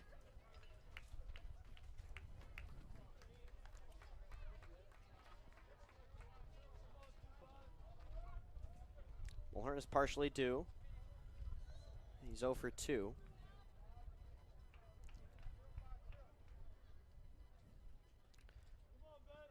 DHing today, taking what would be the hitting spot of Ben Ratajczak.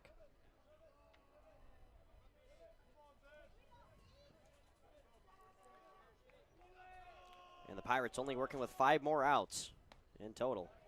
That one's outside, count is now full.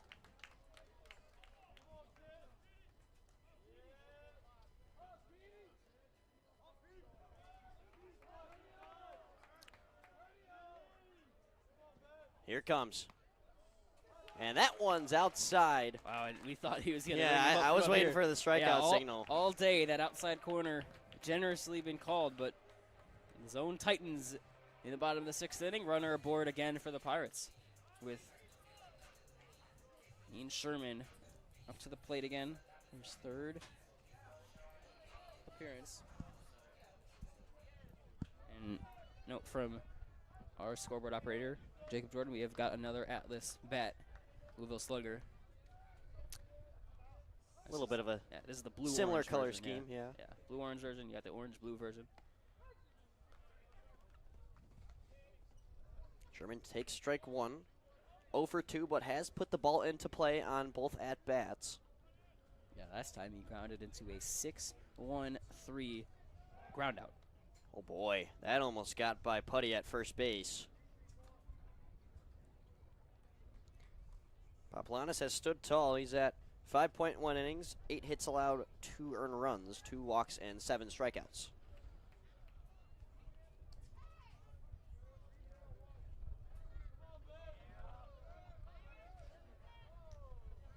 Paplanis checks back and now fires. Fouled off.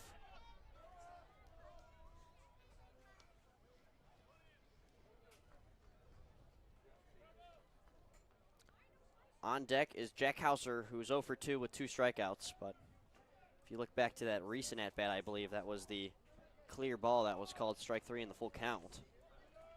So maybe since the ump has got his zone more figured out in this inning, it might help Hauser's attributes a little bit. Paplanis looking for his 8th strikeout on the day. Here in the bottom of the 6th, Sherman puts contact on it, and Carroll will field that. Good piece of hitting there, and that pitch had a lot of break on it. And the objective there for Sherman is not hammer the baseball, but just simply put a bat on it and live to fight another day. Still 0-2.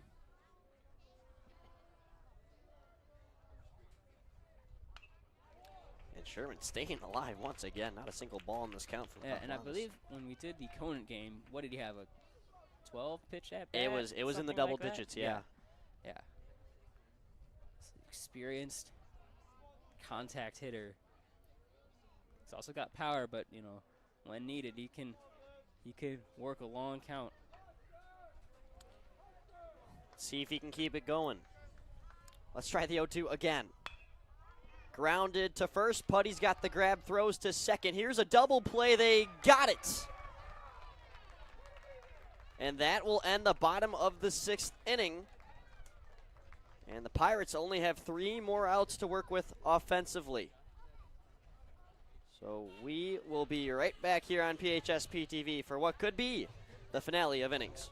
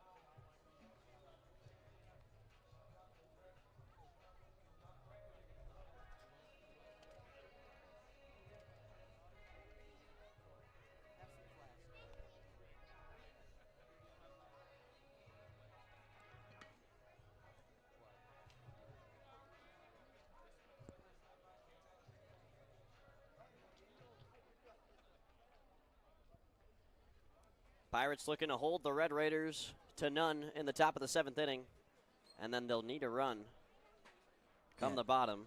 And Wasserman is headed out for his 7th inning of work.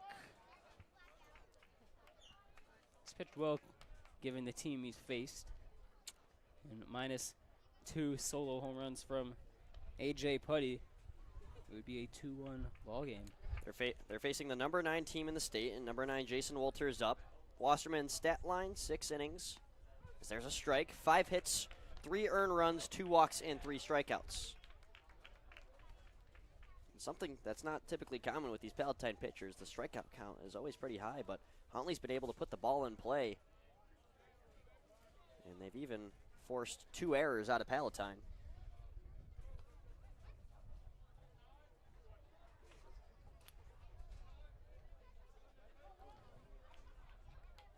Two-one count for Jason Wolter. Wasserman fires, and this is out to right field.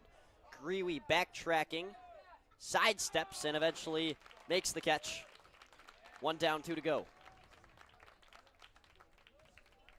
And in that sun again, he could hear everybody yelling, back, back, back, back, back, and he adjusted and gave himself a chance to read the baseball and make the play.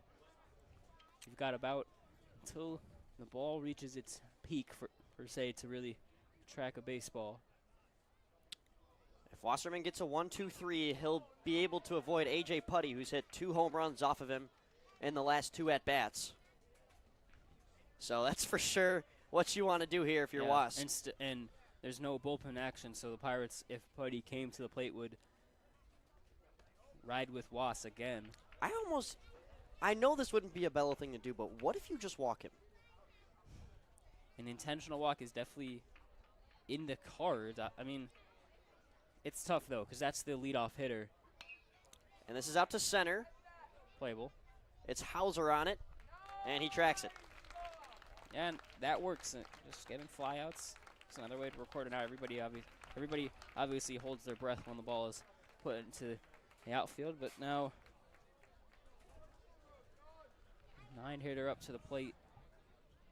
And after it was momentarily Dylan Vadra, it's now back to Marco Stosky, who's 0 for 1.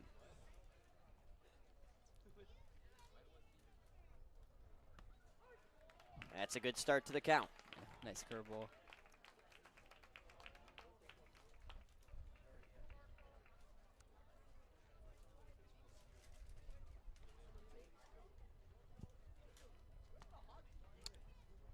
Stosky takes inside.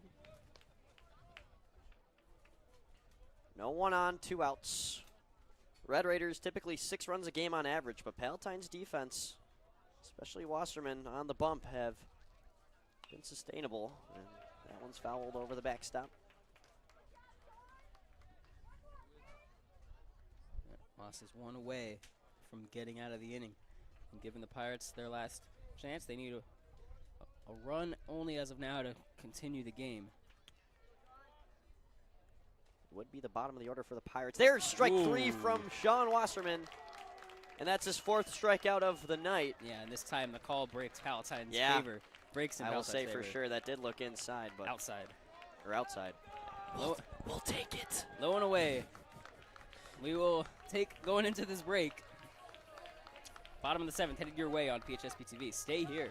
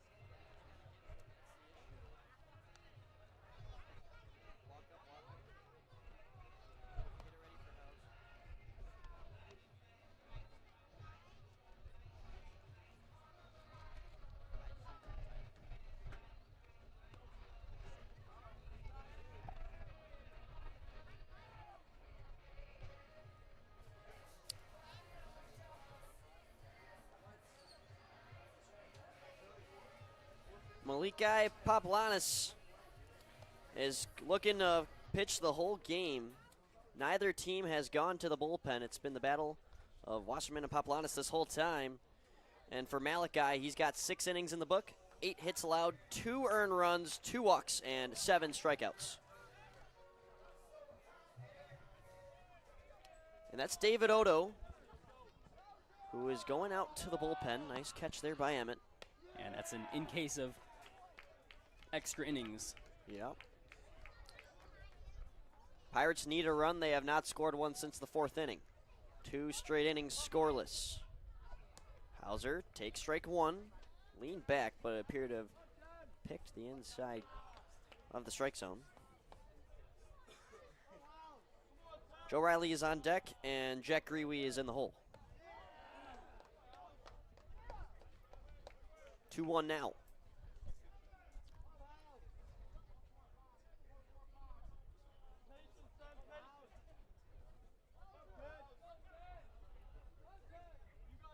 Pirates looking to end the 3-game losing streak.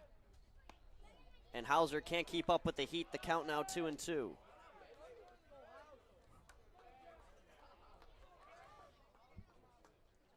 Meanwhile, Huntley looking for their 13th win of the season on the road. The Palatine Pirates have 13 wins on the season as a whole. A 12-2-1 record, one away from Huntley, Illinois.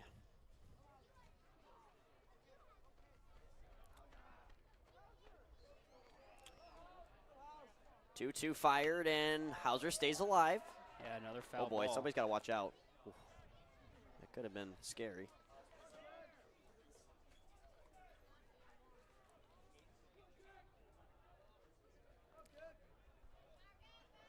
So we'll have to try the 2-2 once again. Here it comes. Hauser puts it right back, and that will be a 1-3 ground out to start crunch time for the Pirates.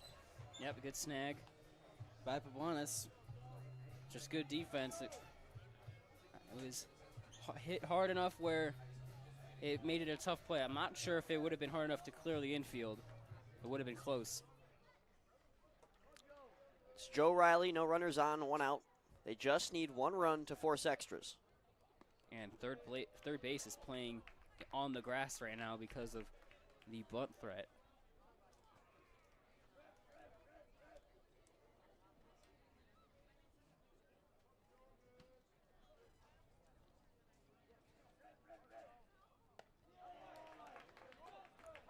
A lot of eyes here on Joe Riley.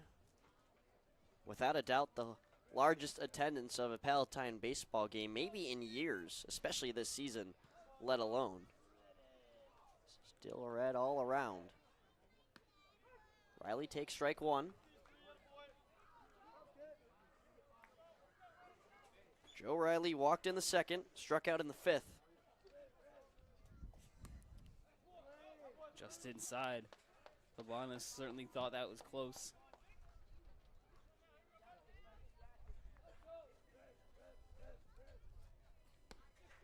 And that's a walk for Joe Riley. He walks for the 2nd time today, and the tying run is now on first base, putting Jack Grewe up to the plate. Yeah, good plate discipline there.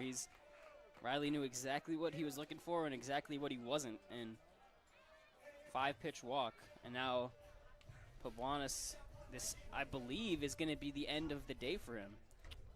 Yep, and here comes Colby Aschenbach, who's been in the bullpen for eternity, finally gets to use the arm out on the mound.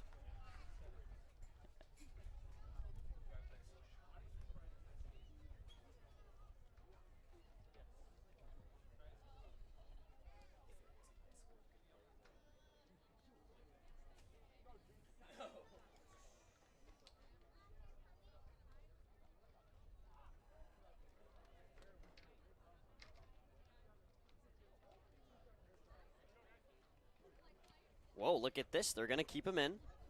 Aschenbach came all the way from the bullpen in deep right field, and after further decision, they're going to stay with the man that has brought him here. Well, I mean, he's come a long way in this game. Had a great performance so far, and Jack Greeley's up, runner on first base, double play threat possible, so. And Joe Riley's got to watch out. He was caught stealing last time in the second. Yeah, I'd have a hard time imagining they would send him here.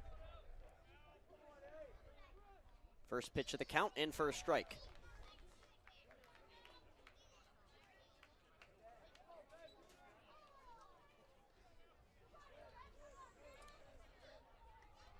Jack Greeley, the sophomore, with Joe Riley, the junior, on first base.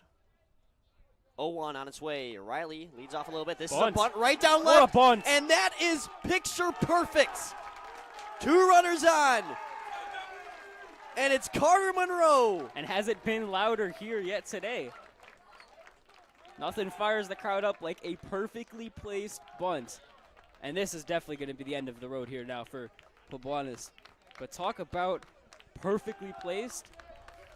Greeley, the sophomore, put it onto the grass to take the sting out of the baseball and had it stop halfway right on the line between third base and home.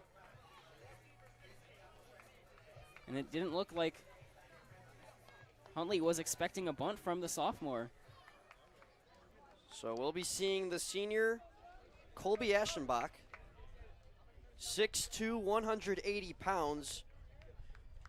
And he's headed to the Loras College Dewhawks after this year. Actually, the same college as Palatine girls basketball player Lexi Sabato. So a familiar college to us Palatine fans.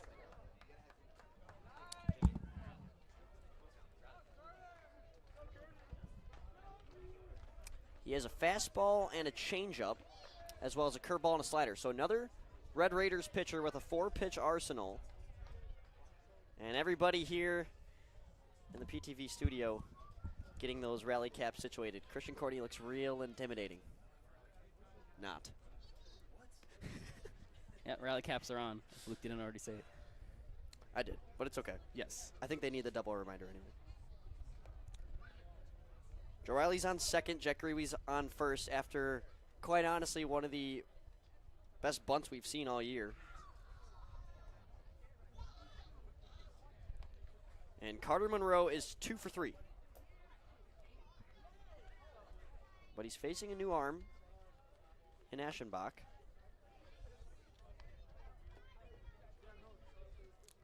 Colby last went to a camp in February. He topped out at an 80-mile-per-hour fastball, 74-mile-per-hour changeup, 67-mile-per-hour curveball, and a 74-mile-per-hour slider.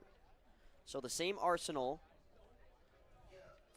that Poblanes had, but just with slightly slower velocities. That might throw off the Pirates a little bit. And as you see there on your TV screen, not only the camera, but all eyes on Carter Monroe in a big spot here.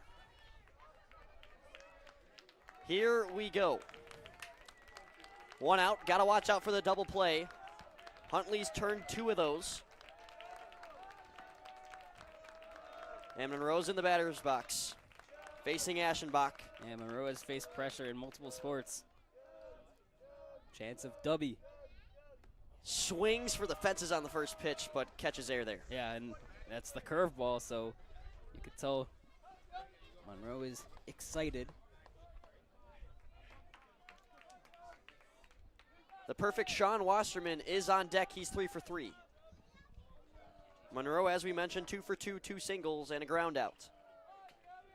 The 0-1 from Aschenbach. That's outside.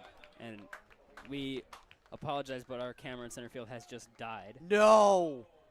You have got to be kidding me. And that cannot be addressed unless this game goes into extra innings. So you're going to have to ride with our friend Nate Royer on Cam 1 right now. So we have a pickoff back to second base, which you guys can see. Yeah, tell Nate he's got to lock in, Sam.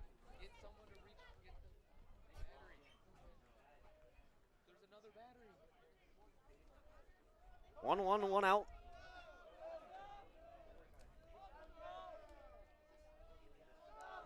Aschenbach fires, and that's in for a strike. And that looked a little bit inside, but ump has the better angle than us. And Jacob thinks that's low. I would agree with him on that statement.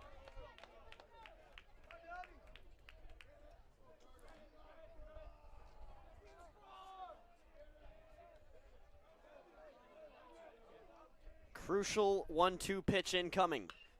Monroe flies it foul. It'll be a tough play for Putty, and he dives and can't make the grab. Close. That would have been a heck of a catch over the shoulder. And could have been a big catch in this stage of the game to get to the second out. Obviously, they're still one pitch away from that. But Monroe's got another chance to try and put this ball in play.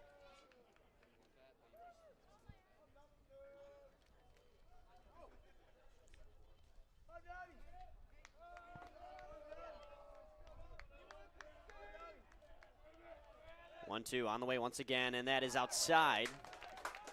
Curveball missed away. We've got some claps from the press box up here behind us. Everybody's on their feet.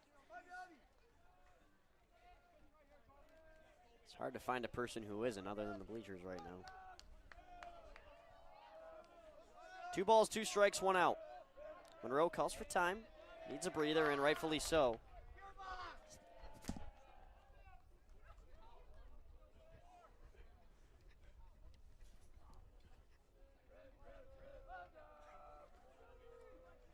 Steps back in, and we're ready to go.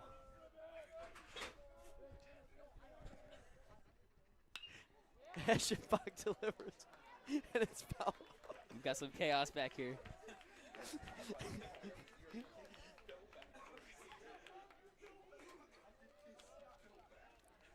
So another foul off from Carter Monroe, and we'll relay once again. Raiders have another pitcher working in the pen in case Eschenbach gets pulled early, but he's held in pretty well and with Carter Monroe in this count, and he'll try the 2-2 again. This one into right field. It's going to be tough to track, and it drops! Waved home is Joe Riley. No, he's going to be held, and the bases are loaded for 3-for-3 Sean Wasserman. And that's the right call by Belo. That is absolutely the right call because he would have been out at the plate. Everybody's breathing a sigh of relief and also wondering, ooh, could he have sent it? But no, trust the man who's been going at it for 2 decades. And bases loaded for Sean Wasserman, who has already got 3 hits on the day. Oh, goodness. 2 runners in scoring position. Here we go again. Sean Wasserman is 3-for-3, 3 singles. He also has scored at home 1 of the 2 runs for Palatine. I think everybody's heart rate is in the triple digits right now. Strike 1. Yeah, curveball caught a small piece of the zone.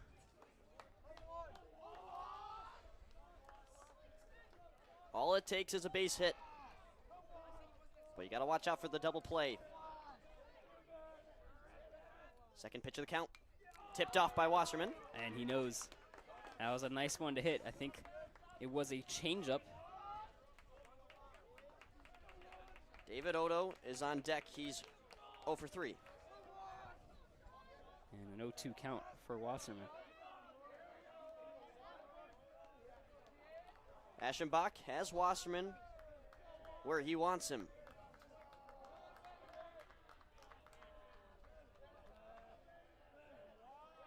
Looking for his first strikeout here. Wasserman into the center gap. It drops and waved home. Is Greewee? He is.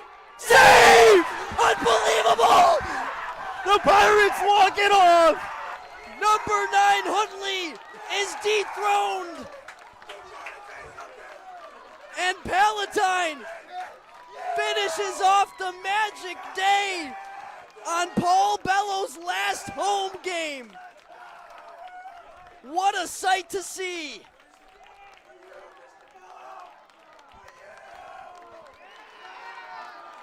Two days of PTV broadcasts, 2 walk-offs. Softball with it yesterday, baseball with it today. It doesn't get any more magical in May in Palatine, Illinois. Sean Wasserman, 4 for 4 on the day, as it is going wild up here in the press box and in the bleachers.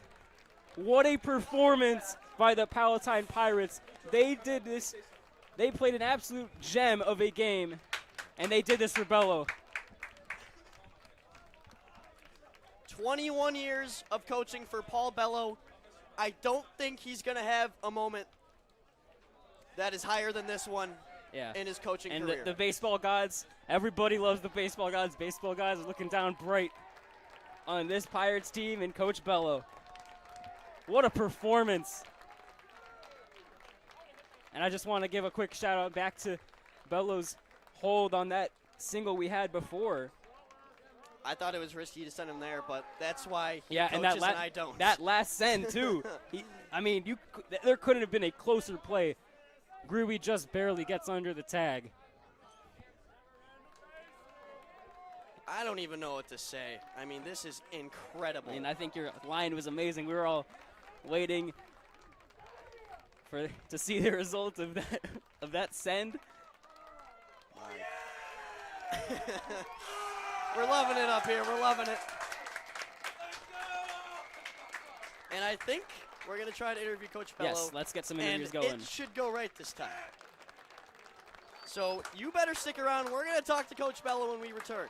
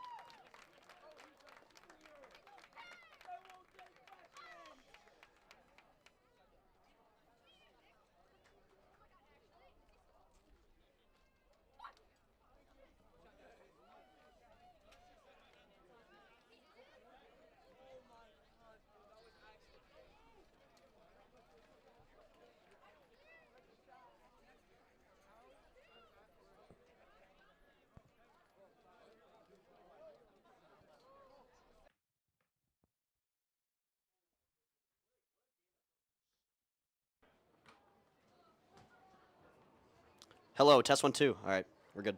Hey,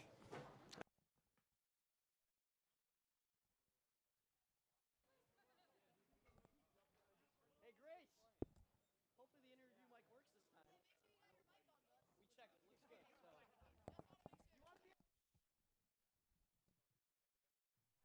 It looks good. Luke Jorden is on his way.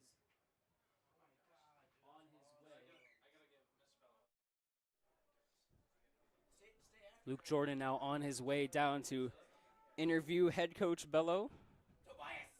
He's got the famous PTV microphone.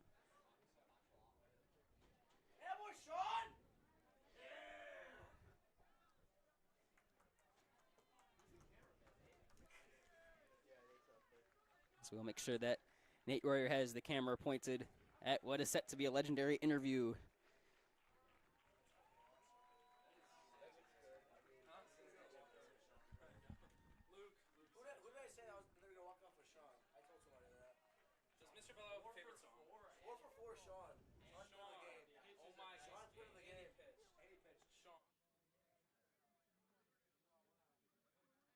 You could see Luke awaiting. Nate Royer is no stranger to this kind of thing. I think Sean wants an interview too.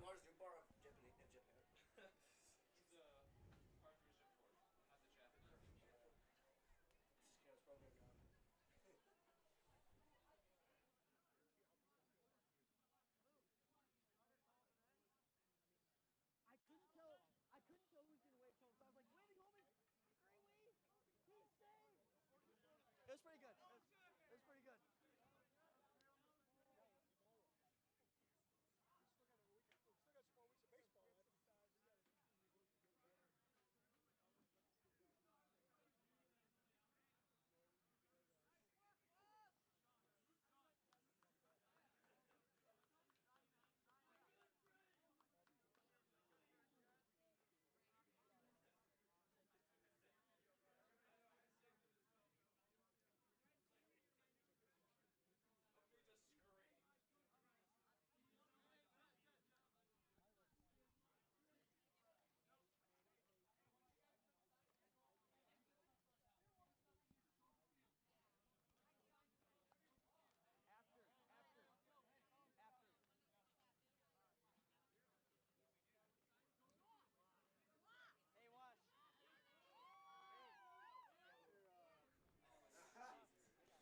Luke is down there in the action. We've got a present for Coach Belo on the way.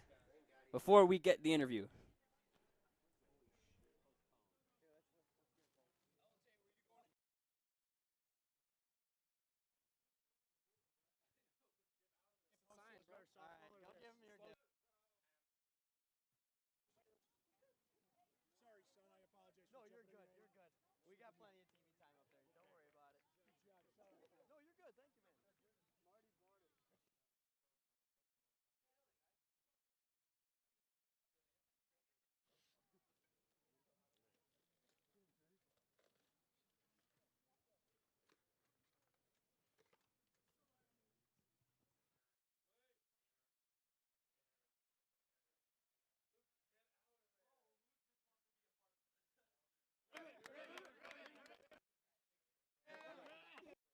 Boys, Give you some audio from down there.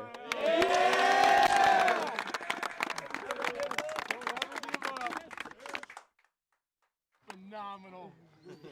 Best one I ever got. You can listen in on Amazing. Coach Belo right now. Thank you so much. Oh. Yeah, now you got to get interviewed too. So. I think so.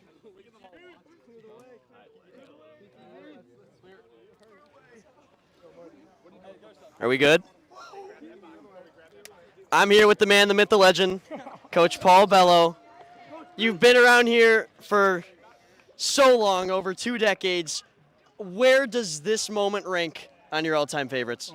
We've had some great moments on this field, and we've had great kids who've just poured their hearts out in the name of this program. But you know, on this particular day, on this day, a day like this has to rank at the top. And you know, we have ultimate respect for Huntley, and each time we go up against them, you know, we know that we're in for a great baseball game, and it's just amazing. I mean, it's just amazing the way the kids showed some resilience at the end of the ball game, and I'm just so proud of them. But it's got to rank at the top. Like I said, you capture the moment. I just can't. I'm just floored by the support.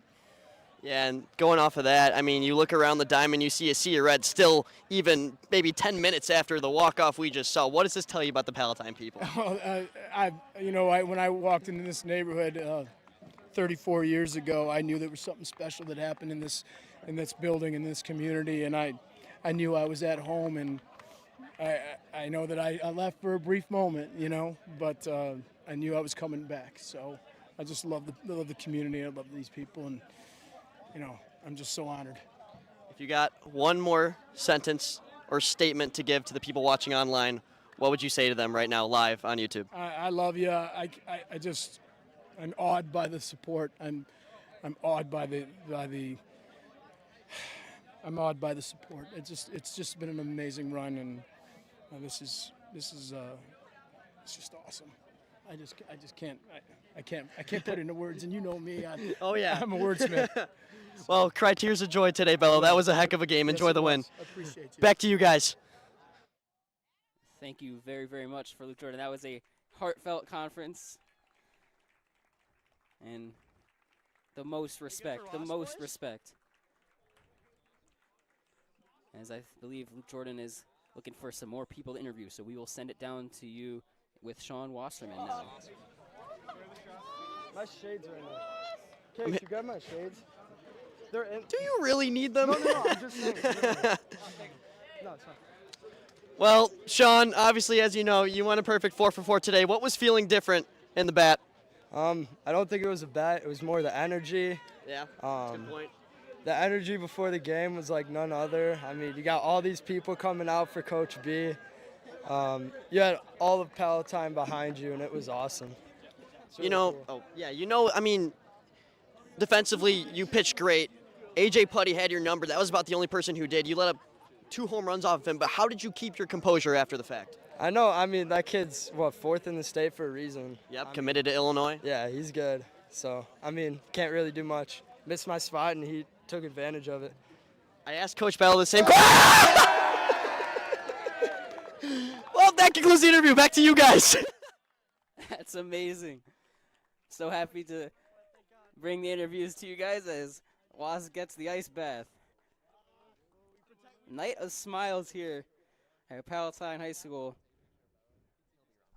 So Luke will make his way back up to the booth for the send-off for y'all.